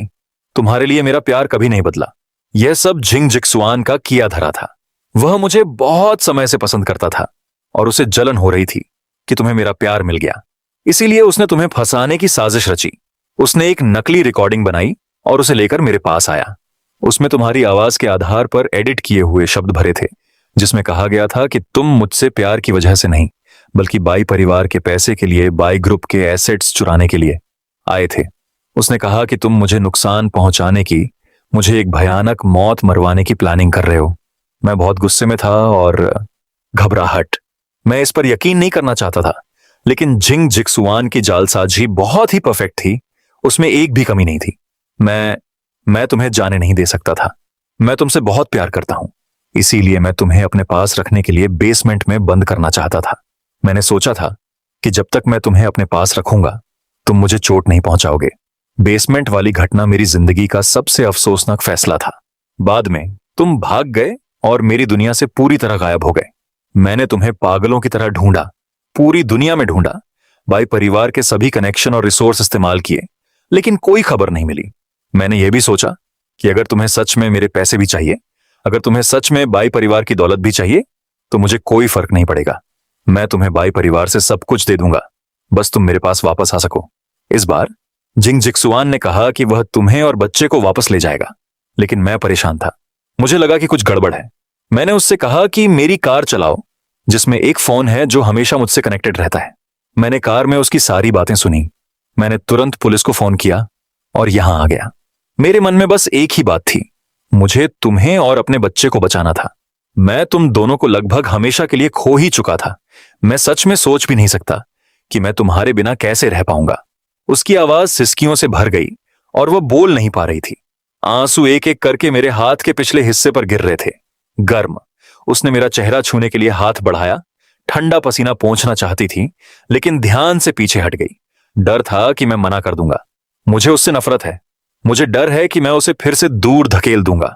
उसने मेरी तरफ देखा। उसकी आंखें गुजारिश, अफसोस और विनम्रता से भरी थीं। उसकी आवाज पंख की तरह नरम थी, बेसब्री से, उम्मीद से भरी हुई।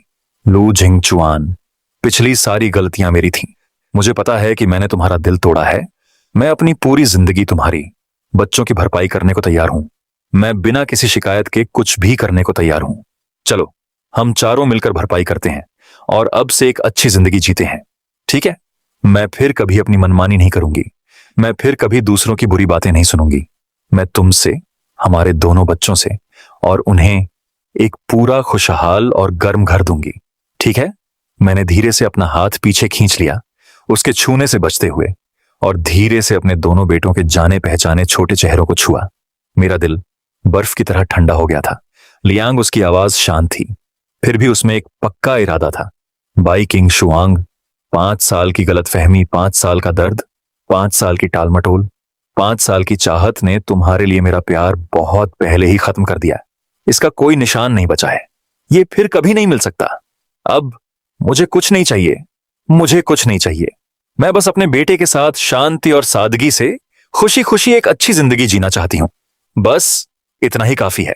जैसे ही उसने बोलना खत्म किया, हमारी आवाजों से दोनों बच्चे जाग गए। उन्होंने धीरे से अपनी आंखें खोली और मुझे जगा हुआ देखकर वे तुरंत अलर्ट हो गए। उनकी आंखें चमक उठीं और वे खुशी से मेरी बाहों में आ गए। हैरान दोस्त, उनके छोटे शरीर गर्म और मुलायम थे। साथ में उन्होंने अपनी प्यारी प्यारी आवाजों में पुकारा, डैडी, डैड। मैंने खुशी से जवाब दिया, अपने दोनों बच्चों को अपनी बाहों में कसकर पकड़े हुए। मेरी नाक चुभ रही थी, मेरी आंखें भर आईं और मेरा दिल गर्मी और दर्द के मिले जुले एहसास से दुख रहा था। वे मेरी बाहों में भारीपन से लिपट गए। उनके छोटे चेहरे बेचैनी और डर से भरे हुए थे। फैन किंग की आंखें लाल और सूजी हुई थीं।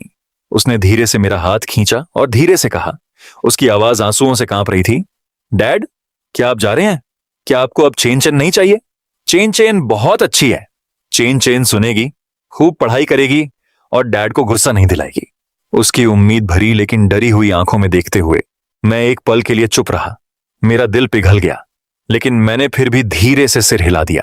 कुछ रास्ते अकेले ही चलने पड़ते हैं, कुछ दर्द अकेले ही सहने पड़ते हैं। भारी आंसू तुरंत गिर पड़े, जैसे टूटी हुई डोरी से मोती गिरे हों। उसने मेरा हाथ कसकर पकड़ लिया, मुझसे विनती करते हुए। उसकी आवाज सिसकियों से भर गई, डैडी, क्या आप चेन चेन को अपने साथ ले जा सकते हैं? मैं डैडी से अलग नहीं होना चाहती। मैं डैडी के साथ रहना चाहती हूँ, अपने छोटे भाई के साथ खेलना चाहती हूँ और डैडी से हर दिन मिलना चाहती हूँ। यह कहने के बाद उसने हिम्मत जुटाई, बाई किंग शुआंग की तरफ देखा। उसका छोटा सा चेहरा गंभीरता और पक्के इरादे से भरा हुआ था और धीरे से बोली, मम्मी, क्या मैं कुछ समय के लिए डैडी के साथ रह सकती हूँ? मैं अच्छी रहूंगी और डैडी को गुस्सा नहीं दिलाऊंगी। मुझे मम्मी की याद आएगी। मुझे लगा कि भाई किंग शुआंग ऐतराज करेगी, पहले की तरह जोर से मना कर देगी, लेकिन उसने बिल्कुल भी हिचकिचाहट नहीं दिखाई। तुरंत मान गई। कितना सुंदर। उसकी आंखें लाल थीं और उसकी आवाज इतनी प्यारी थी कि दिल पिघला सकती थी। ठीक है, मम्मी तुमसे वादा करती हैं, तुम डैडी के घर जा सकते हो। मम्मी हर हफ्ते तुमसे मिलने आएंगी, तुम्हारे लिए स्वादिष्ट खाना लाएंगी और तुम्हारे साथ खेलेंगी, ठीक है? फिर वह मेरी तरफ देखने के लिए मुड़ा। उसकी आंखों में उम्मीद और विनम्रता थी। उसकी आवाज में एक सावधानी भरी गुजारिश थी, इतनी धीमी कि वह मुझे डराना नहीं चाहता था। लू झिंगचुआन, मुझे अपने साथ ले चलो, ठीक है? मैं तुम्हारे साथ बच्चों का ध्यान रखना चाहती हूं। मैं उन्हें एक पूरा परिवार देना चाहती हूं। मैं अपनी गलतियों की भरपाई करना चाहती हूं। मैं तुमसे ठीक से प्यार करना चाहती हूं। मैंने उसकी तरफ देखा, धीरे से अपना सिर हिलाया। मेरी आवाज सख्त थी, बातचीत की कोई गुंजाइश नहीं थी। मुझे माफ करना, मैं नहीं कर सकती।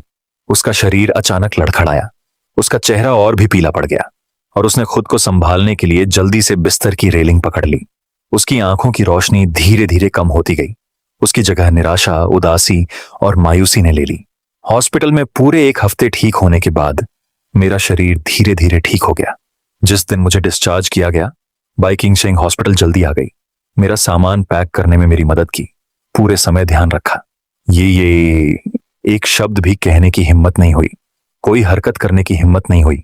मुझे गुस्सा दिलाने से डरती थी कि मैं फिर से गायब हो जाऊंगी। हॉस्पिटल से डिस्चार्ज होने के बाद मैं चेन के साथ बाई फैमिली विला में उसका सामान लेने गई। उस जाने पहचाने नक्काशीदार लकड़ी के दरवाजे को खोला तो वह शानदार था, लेकिन उसमें पुराने जमाने का दबाव वाला माहौल, ठंड और साजिशें नहीं थीं। इसके बजाय उसमें जिंदगी का एहसास था। चेन एक खुश छोटी चिड़िया की तरह उछलता कूदता ऊपर अपने बेडरूम में गया और जल्द ही एक फीका पड़ा हुआ टेडी बियर लेकर दौड़ता हुआ नीचे आया। भालू के कान थोड़े दुख रहे थे, लेकिन वे साफ और अच्छी तरह से रखे हुए थे। उसने भालू मुझे दे दिया। उसका छोटा सा चेहरा खुशी और गर्व से भरा हुआ था। डैडी, देखो, यह वही टेडी बियर है जो आपने मुझे चुपके से दिया था।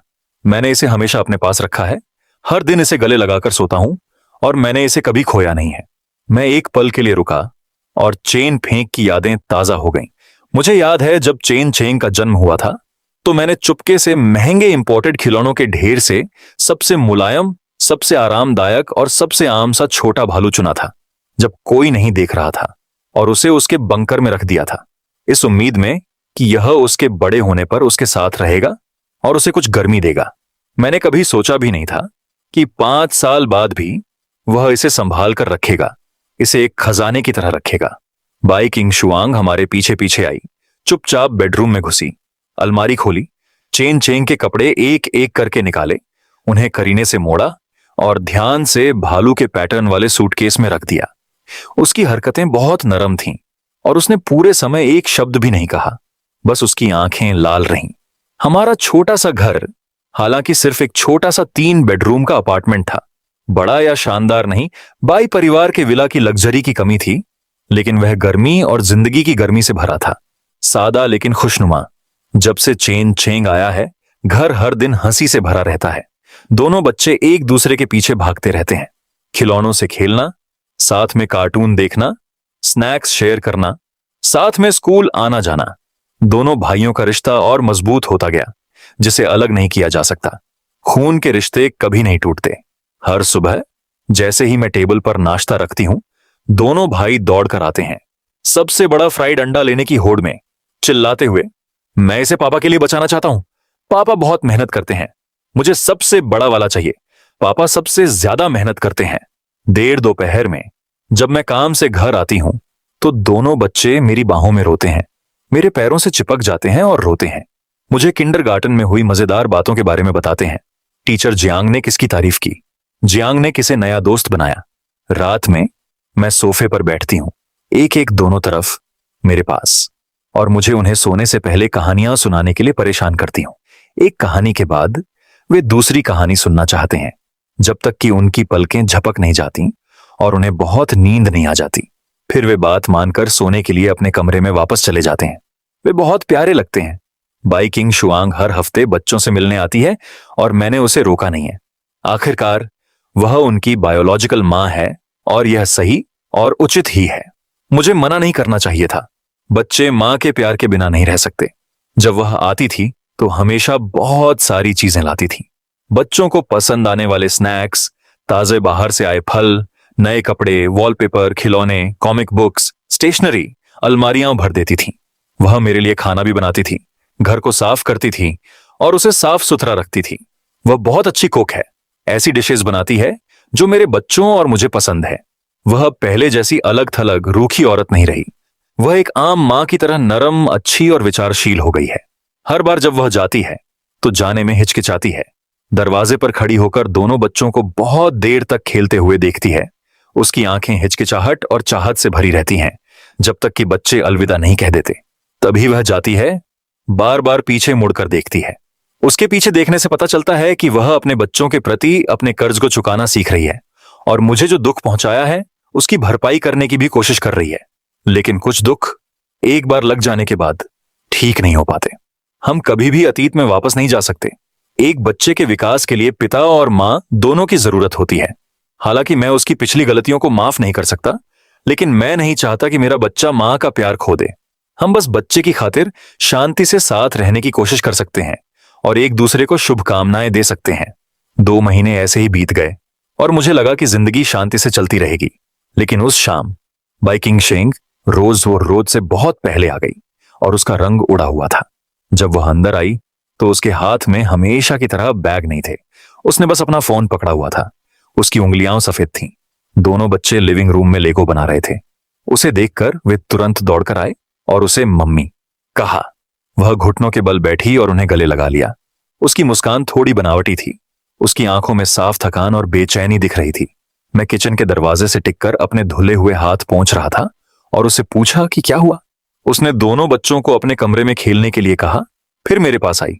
काफी वो देर तक चुप रही और फिर बोली। उसकी आवाज भारी थी। लू झिंगचुआन। मेरे पापा को पता चल गया। मेरा दिल जोर से धड़क रहा था, लेकिन मैंने शांत रहने का नाटक किया। उसे क्या पता? उसे बच्चे के बारे में पता है। उसे पता है कि तुम वापस आ गई हो। उसे पता है कि चेन चेन अब तुम्हारे साथ रह रहा है। उसकी आवाज धीमी पड़ गई।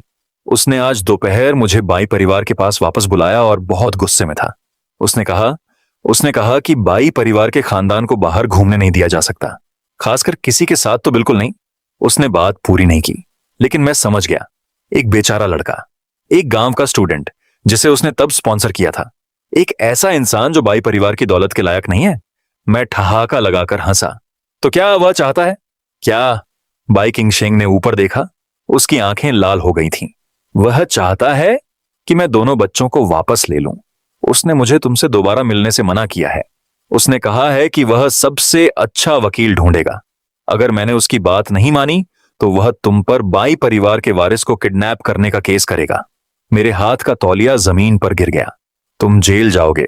वह मुझ पर किडनैपिंग का केस करेगा। उस समय मिंगलिंग को जिंग जिक्सुआन ने रिहा कर दिया था, लेकिन कोई सबूत नहीं था। मैं अच्छी तरह जानता हूं कि बीजिंग में बाई परिवार की हरकतें कैसी होती हैं। उनके लिए एक आम इंसान को जेल में डालना चींटी को कुचलने जितना आसान है। तुम यह नहीं मानोगे। मैंने उसे देखा। उसकी आवाज धीमी थी, फिर भी उसमें थोड़ी जांच पड़ताल की झलक थी। बाई किंग शुआंग के आंसू आखिरकार गिर पड़े। उसने मेरा हाथ पकड़ लिया, उसे कसकर पकड़े हुए था। बेशक मैं नहीं मानूंगा। तुम मेरे पिता को नहीं समझते। लेकिन लू झिंगचुआन अपनी बात का पक्का आदमी है। वह पहले से ही वकीलों से कांटेक्ट कर रहा है और पिछले 5 सालों में तुम्हारे हर कदम की जांच करने के लिए लोगों को लगा रहा है। यह पता लगाने की कोशिश कर रहा है कि क्या तुमने विदेश में कोई गैर कानूनी काम किया है। उसने यह भी कहा कि अगर कानूनी तरीके काम नहीं करते हैं तो उसके पास दूसरे तरीके हैं। दूसरे तरीके, ये 4 शब्द मेरे सिर पर बर्फ के पानी की बाल्टी डालने जैसे थे। बाई परिवार का बैकग्राउंड कैसा है? बीजिंग में उनकी शुरुआती सफलता सिर्फ बिजनेस की समझ की वजह से नहीं थी। मैंने अपना हाथ उसके हाथ से हटाया और एक गहरी सांस ली। तो तुम आज मुझे यह बताने आए थे कि मैं खुद को तैयार करूं, या तो बच्चे को सिखाऊं या बर्बाद होने का इंतजार करूं? नहीं। बाई किंग शुआंग घबरा गया। उसकी आवाज कांप रही थी। मैं तुम्हें यह बताने आया हूं कि मैं उसे कामयाब नहीं होने दूंगा। मैंने पहले ही अपनी लीगल टीम से कांटेक्ट कर लिया है और बाई ग्रुप में शेयर होल्डर हैं जो मेरा सपोर्ट करते हैं। अगर मेरे पिता रिश्ते तोड़ने पर अड़े रहे तो मैं उनसे आखिर तक लड़ूंगा। उन्होंने अपने बैग से एक और डॉक्यूमेंट निकालकर मुझे देते हुए कहा, तो ये कस्टडी एग्रीमेंट है जिसे मैंने अपने वकील से बनवाया था। मैंने इस पर पहले ही साइन कर दिया है। इसमें लिखा है कि हम दोनों बच्चों की को पेरेंटिंग करेंगे। आपके पास पूरी तरह से बराबर गार्जियनशिप के अधिकार हैं। किसी को भी आपको उनसे दूर करने का अधिकार नहीं है। मैंने डॉक्यूमेंट को देखा, मेरा दिल मिली जुली भावनाओं से भर गया। एग्रीमेंट बहुत प्रोफेशनल तरीके से लिखा गया था, हर क्लॉज बहुत ध्यान से बनाया गया था। यह साफ था कि इस पर बहुत सोच विचार किया गया था। लेकिन मुझे पता था कि बाई परिवार जैसे बड़े परिवार के सामने यह कागज का टुकड़ा बिल्कुल बेकार था। बाई किंग शुआंग, क्या तुमने सोचा है कि अगर तुमने मेरा साथ दिया तो तुम्हारे पिता तुम्हारे साथ क्या करेंगे? मैंने उससे पूछा। वह रुका, फिर एक कड़वी मुस्कान दी। यह मुझे बाई ग्रुप के सीईओ के पद से हटाने, मेरे एसेट्स को फ्रीज करने, यहां तक कि मुझे बाई परिवार से बाहर निकालने के अलावा और कुछ नहीं होगा। मुझे इन सब की परवाह नहीं है, मुझे बस तुम्हारी और बच्चों की परवाह है। मैंने अपना मुंह खोला, कुछ कहना चाहता था, लेकिन आखिर में कुछ नहीं कहा। उस रात बाई किंग शुआंग नहीं गई, वह दोनों बच्चों के साथ रही। बच्चों ने खाना खाया, मैंने उन्हें नहलाया, उन्हें कहानियां सुनाकर सुला दिया और मैं लिविंग रूम में बैठकर कमरे में उसकी बिजी तस्वीर देखता रहा। मेरे अंदर कई तरह की भावनाएं उमड़ रही थीं। आधी रात को एक फोन कॉल से मेरी नींद खुली। वह बाई किंग शुआंग थी। उसने फोन उठाया, उसका चेहरा तुरंत पीला पड़ गया, उसके होंठ कांप रहे थे। मेरे पापा ने तुम्हारे किराए के अपार्टमेंट में लोगों को भेजा है। वे कहते हैं कि तुम बाई परिवार के एसेट्स पर गैर कानूनी तरीके से कब्जा कर रही हो और वे उसे जबरदस्ती वापस ले रहे हैं। प्रॉपर्टी मैनेजमेंट ने अभी मुझे फोन किया, कहा कि तुम्हारा सामान हटा दिया गया है और नीचे ढेर कर दिया गया है। मैं उछल पड़ा, मेरा दिमाग खाली हो गया। वह अपार्टमेंट छोटा सा होने के बावजूद पिछले कुछ महीनों से मेरा और बच्चों का घर था।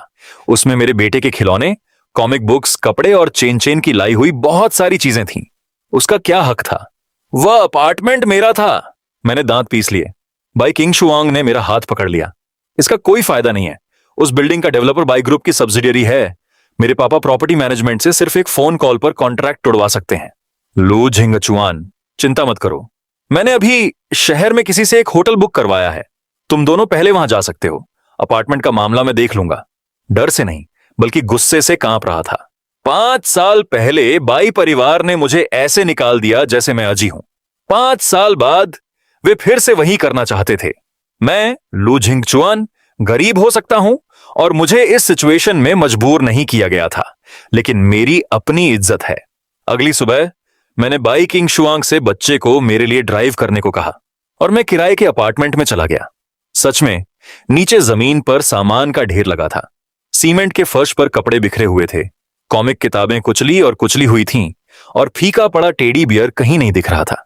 मैं नीचे बैठा और एक एक करके सामान उठाया। मेरे नाखून धूल से भरे हुए थे। पास में चैनलियान की कुछ बुजुर्ग औरतें इशारा कर रही थीं और फुसफुसा रही थीं।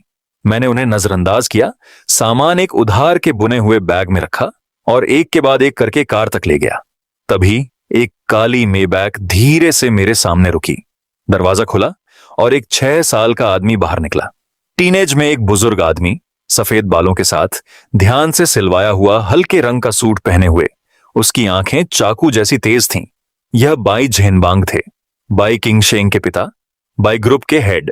मैंने उनकी फोटो ऑनलाइन देखी थी, लेकिन वे असल में और भी ज्यादा रौबदार लग रहे थे। उसके होने से ही उसके आसपास की हवा ठंडी हो गई। लू झिंगचुआन ने उसे ऊपर से नीचे तक देखा। उसकी आवाज ऐसी थी जैसे किसी आम इंसान से बात कर रहा हो। मैं सीधा हुआ। मेरे हाथ में अभी भी कपड़ों का आधा बैग था और शांति से उसे देखा। ओल्ड मास्टर भाई, क्या कुछ गड़बड़ है? सिल्वर चश्मे वाला एक असिस्टेंट तुरंत आगे आया और मुझे एक कागज दिया। यह बाई ग्रुप के लीगल डिपार्टमेंट का एक नोटिफिकेशन लेटर था। पहली बात, आपने मिस बाई किंग शुआंग के बच्चे के जन्म के बाद बिना इजाजत के बाई परिवार के खानदान के एक सदस्य को ले लिया है, जिस पर बच्चे के अपहरण का शक है। हम कानूनी कार्रवाई करने का अधिकार रखते हैं। दूसरी बात, आपका अभी का घर वापस ले लिया गया है। कृपया 4 बजे अपने घर पर वापस आ जाएं। 8 घंटे के अंदर निकल जाएं। तीसरी बात, यह देखते हुए कि आपके पास कोई पक्की अच्छी इनकम वाली नौकरी और बच्चों को पालने की पैसे की ताकत नहीं है। बाई परिवार दोनों बच्चों की प्राइमरी कस्टडी बदलने के लिए कोर्ट में अप्लाई करेगा। मैंने कागज लिया, उस पर एक नजर डाली, फिर धीरे से उसके टुकड़े टुकड़े करके जमीन पर फेंक दिए। बाई जेनबांग का चेहरा काला पड़ गया। 2 हट्टे कट्टे आदमी जो बॉडीगार्ड जैसे लग रहे थे आगे आए। बूढ़े मास्टर बाई, मैंने सीधे उनकी आंखों में देखते हुए कहा, 5 साल पहले आपकी बेटी मेरे पास आई थी। बच्चे मेरे अपने खून के हैं। मैंने कभी किसी को किडनैप नहीं किया। जहां तक उन्हें पालने की बात है, तो मैंने पिछले 5 सालों से विदेश में रहते हुए उन्हें बहुत अच्छे से पाला है, भाई परिवार से एक भी पैसा लिए बिना। अगर तुम केस करना चाहते हो तो मैं तैयार हूं। भाई जेनबांग ने मजाक उड़ाया। तैयार हो? तुम्हारे पास क्या है? क्या तुम्हारी महीने की सैलरी वकील की फीस देने के लिए काफी है? उसने बोलना खत्म किया और मुड़ गया। वह कार में बैठने ही वाला था। वह 2 कदम चला, फिर रुक गया। बिना पीछे मुड़े उसने कहा, मैं तुम्हें 2 दिन का समय देता हूं कि तुम दोनों बच्चों को बाई परिवार के पास वापस भेज दो, नहीं तो तुम न सिर्फ अपनी नौकरी खो दोगे बल्कि अपनी आजादी भी। नौजवान, एहसान फरामोश मत बनो। माईबाग धूल का गुब्बार छोड़ते हुए चला गया। मैं वहीं खड़ी रही, अपनी मुट्ठियां इतनी जोर से भींच लीं कि मेरे नाखून मेरी हथेलियों में गड़ गए। उस रात मैं बच्चों को उस होटल में ले गई जिसे बाई किंग शुआंग ने बुक किया था। दोनों छोटे बच्चों को पता नहीं था कि क्या हो रहा है। उन्हें होटल में रहना एक नई बात लगी और वे बिस्तर पर उछल कूद करने लगे। मैं खिड़की के पास बैठी रात का नजारा देख रही थी। एक के बाद एक सिगरेट पी रही थी। बाई किंग शुआंग ने दरवाजा खोला, मेरे हाथ में सिगरेट देखी, एक पल के लिए रुकी, लेकिन कुछ नहीं बोली।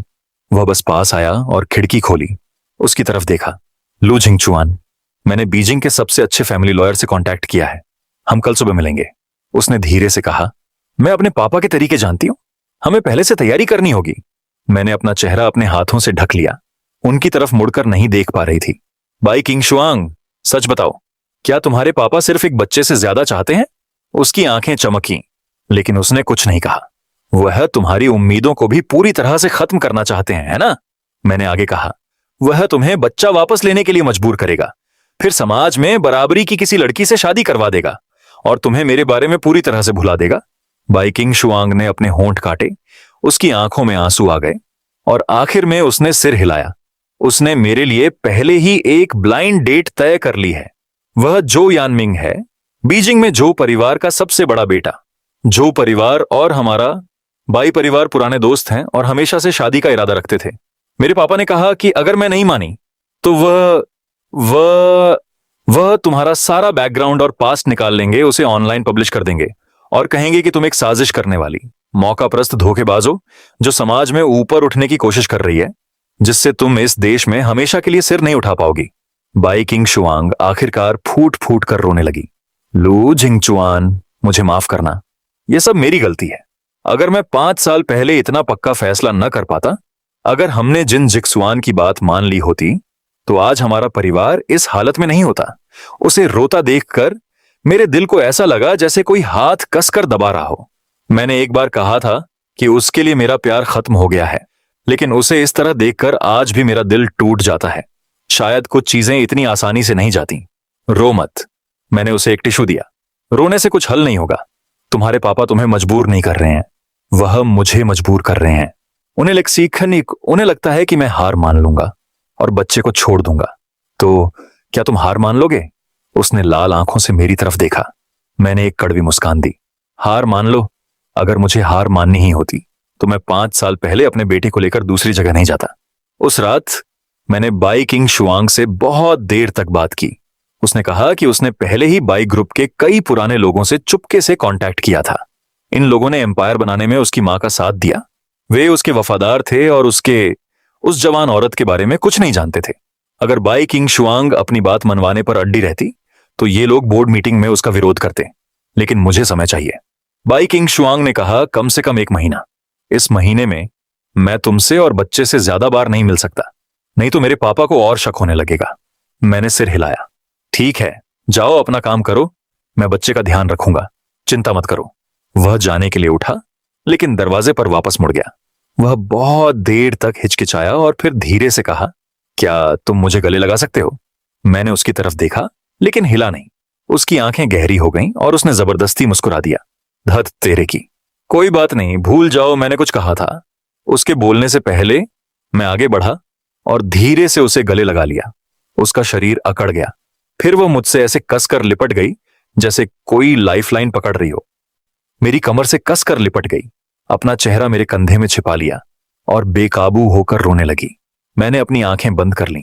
कई तरह के इमोशन महसूस कर रही थी। बाई किंग शुआंग के जाने के बाद जिंदगी बहुत बिजी हो गई। मैं काम कर रही थी, दो बच्चों की देखभाल कर रही थी और बाई झेंगबांग की लगातार परेशानी झेल रही थी। सबसे पहले कंपनी को एक गुमनाम टिप मिली जिसमें बोवाई में मेरे समय के दौरान फाइनेंशियल गड़बड़ियों का आरोप था। कंपनी ने मुझे जांच में सहयोग करने के लिए काम से सस्पेंड कर दिया। मुझे पता था कि यह बाई परिवार का दबाव था, लेकिन मैं अपनी बेगुनाही साबित नहीं कर सकी क्योंकि तथाकथित सबूत मनगढ़ंत थे। फिर किंडरगार्टन आया। कंपनी कमांडर, बड़ी मुश्किल से उन्होंने मुझे बताया कि कुछ पेरेंट्स ने शिकायत की थी कि मेरे दोनों बच्चे बिल्कुल एक जैसे दिखते हैं, जो अजीब था और दूसरे बच्चों पर असर डालेगा। उन्होंने सुझाव दिया कि मैं उनमें से एक को दूसरे स्कूल में ट्रांसफर कर दूं। मैं गुस्से से कांप रही थी, लेकिन मुझे पता था कि इसके पीछे फिर से बाई झेंगबांग का हाथ है। सबसे बुरी बात तीसरे दिन हुई। मैं अपने दोनों बच्चों को सुपरमार्केट ले गई। पेमेंट करते समय हमें कई अजनबियों ने घेर लिया, जो बाई परिवार के बॉडीगार्ड होने का दावा कर रहे थे और कह रहे थे कि वे बूढ़े मालिक के ऑर्डर पर जवान मालिक को घर ले जाने आए हैं। मेरे दोनों बच्चे डर गए और मेरे पीछे छिप गए। मैंने उन्हें बचाया और उन लोगों का सामना किया। आखिर में एक सुपरमार्केट एम्प्लॉय को उन्हें जाने से रोकने के लिए एक पुलिस वाले को बुलाना पड़ा। घर जाते समय मेरे बेटे ने मुझसे फुसफुसाकर कहा, डैड, क्या वे बुरे लोग चेन चेन और मुझे ले जाएंगे? चेन चेन ने भी मेरा हाथ पकड़ लिया।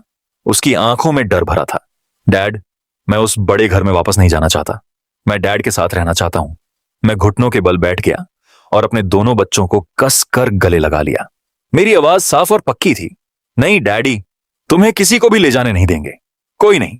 जब मैं घर पहुंचा तो मैंने बाई किंग शुआंग को फोन किया और उसे बताया कि पिछले 2 दिनों में क्या हुआ था। लाइन के दूसरी तरफ काफी देर तक सन्नाटा छा गया। फिर उसकी आवाज में एक ऐसा पक्का इरादा था जो पहले कभी नहीं हुआ। बस, मैं अब और इंतजार नहीं करना चाहता। तुम क्या करने वाले हो? मुझे बुरा लग रहा था। कल बाई ग्रुप की बोर्ड मीटिंग है। मैं मीटिंग में फादर को एग्जीक्यूटिव डायरेक्टर के पद से हटाने का ऑफिशियली प्रपोजल रखूंगा। मुझे पहले ही 45% से ज्यादा शेयर होल्डर्स का सपोर्ट मिल चुका है। मेरे अपने 25% स्टेक के साथ हम नो कॉन्फिडेंस वोट शुरू कर सकते हैं। बाई किंग शेंग की आवाज शांत थी, एक ऐसी शांति जो दिल तोड़ने वाली थी। लू जिंगचुआन, अगर मैं फेल हुआ तो मैं सब कुछ खो सकता हूं, लेकिन अगर मैं ऐसा नहीं करता। मैंने फोन पकड़ा। मेरी उंगलियां थोड़ी कांप रही थीं। क्या तुम सच में यह करना चाहते हो? वही है जिसने तुम्हें और बच्चों को पहले दुख पहुंचाया और फिर मेरे पापा, बाई किंग शेंग ने कहा, और यह मैं तुम्हारा एहसानमंद हूं। अगले दिन मैं काम पर नहीं गया। मैं दोनों बच्चों के साथ होटल में रुका। मैं पूरे दिन अपने फोन को घूरता रहा। बाई किंग शुआंग के मैसेज का इंतजार करता रहा। सुबह 10 बजे उसने मैसेज भेजा, मीटिंग शुरू हो रही है। उसके बाद कोई और खबर नहीं थी। समय बीतता गया। दोनों बच्चों को लगा कि कुछ गड़बड़ है। वे पूरे दिन बहुत अच्छे से बिहेव कर रहे थे, शांत और स्थिर, बस अपने लेगो से खेल रहे थे। दोपहर 2 बजे आखिरकार फोन बजा। यह बाई किंग शुआंग का कॉल था। उसकी आवाज भारी थी, जैसे वह रो रही हो या जैसे वह पूरी तरह थक गई हो। गु जिंगचुआन, हम जीत गए। मैंने राहत की एक लंबी सांस ली। अपने शरीर से सारी ताकत खत्म होती महसूस की।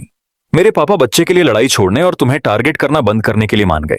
बदले में मैंने वादा किया कि मैं उन्हें 3 साल तक बोर्ड की पोजीशन से नहीं हटाऊंगा और हर साल उनके लिए एक निश्चित परसेंटेज रिजर्व रखूंगा। बाई किंग शुआंग रुका। उन्होंने मुझसे तुम्हें एक मैसेज देने के लिए भी कहा। क्या? उन्होंने कहा कि लू सरनेम वाला वह लड़का काफी बोल्ड है।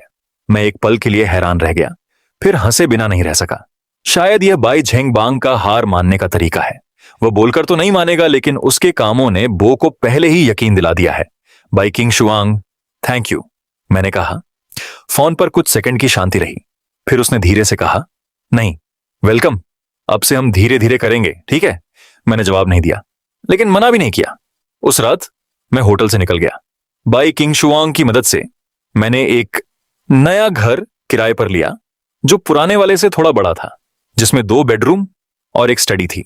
दोनों बच्चों का अपना कमरा था और उन्हें अब एक साथ नहीं सोना पड़ता था। नए घर में पहले दिन चेन चेन ने अपने खोए हुए टेडी बियर को गले लगाया। मेरे बनाए छोटे से बिस्तर पर लौट रही थी। उसकी आंखें हंसी से आधी चांद जैसी हो गई थीं। इस बीच मेरे बेटे ने मेरा हाथ पकड़ा और दीवार पर खाली जगह की ओर इशारा करते हुए कहा, डैड, चलो फैमिली फोटो लगा देते हैं। एक फैमिली फोटो। मैं एक पल के लिए रुका। मेरे दिमाग में एक तस्वीर घूम रही थी, 2 बच्चे और बाई किंग शुआंग। ठीक है, मैंने कहा, चलो कुछ दिनों में फोटो लेते हैं। उसी समय डोरबेल बजी। मैंने दरवाजा खोला। बाई किंग शुआंग बाहर खड़ा था, सब्जियों और मीट का एक बड़ा बैग लिए हुए। उसके माथे पर पसीने की बारीक बूंदें थीं। मैं तुम्हारे लिए गृह प्रवेश का खाना बनाने आया हूं बहुत। वह मुस्कुराया। उसकी नजर मेरी नजरों से मिली और फिर अंदर से हाथ हिला रहे दो बच्चों की तरफ मुड़ा। मैं उसे अंदर आने देने के लिए एक तरफ से हट गया।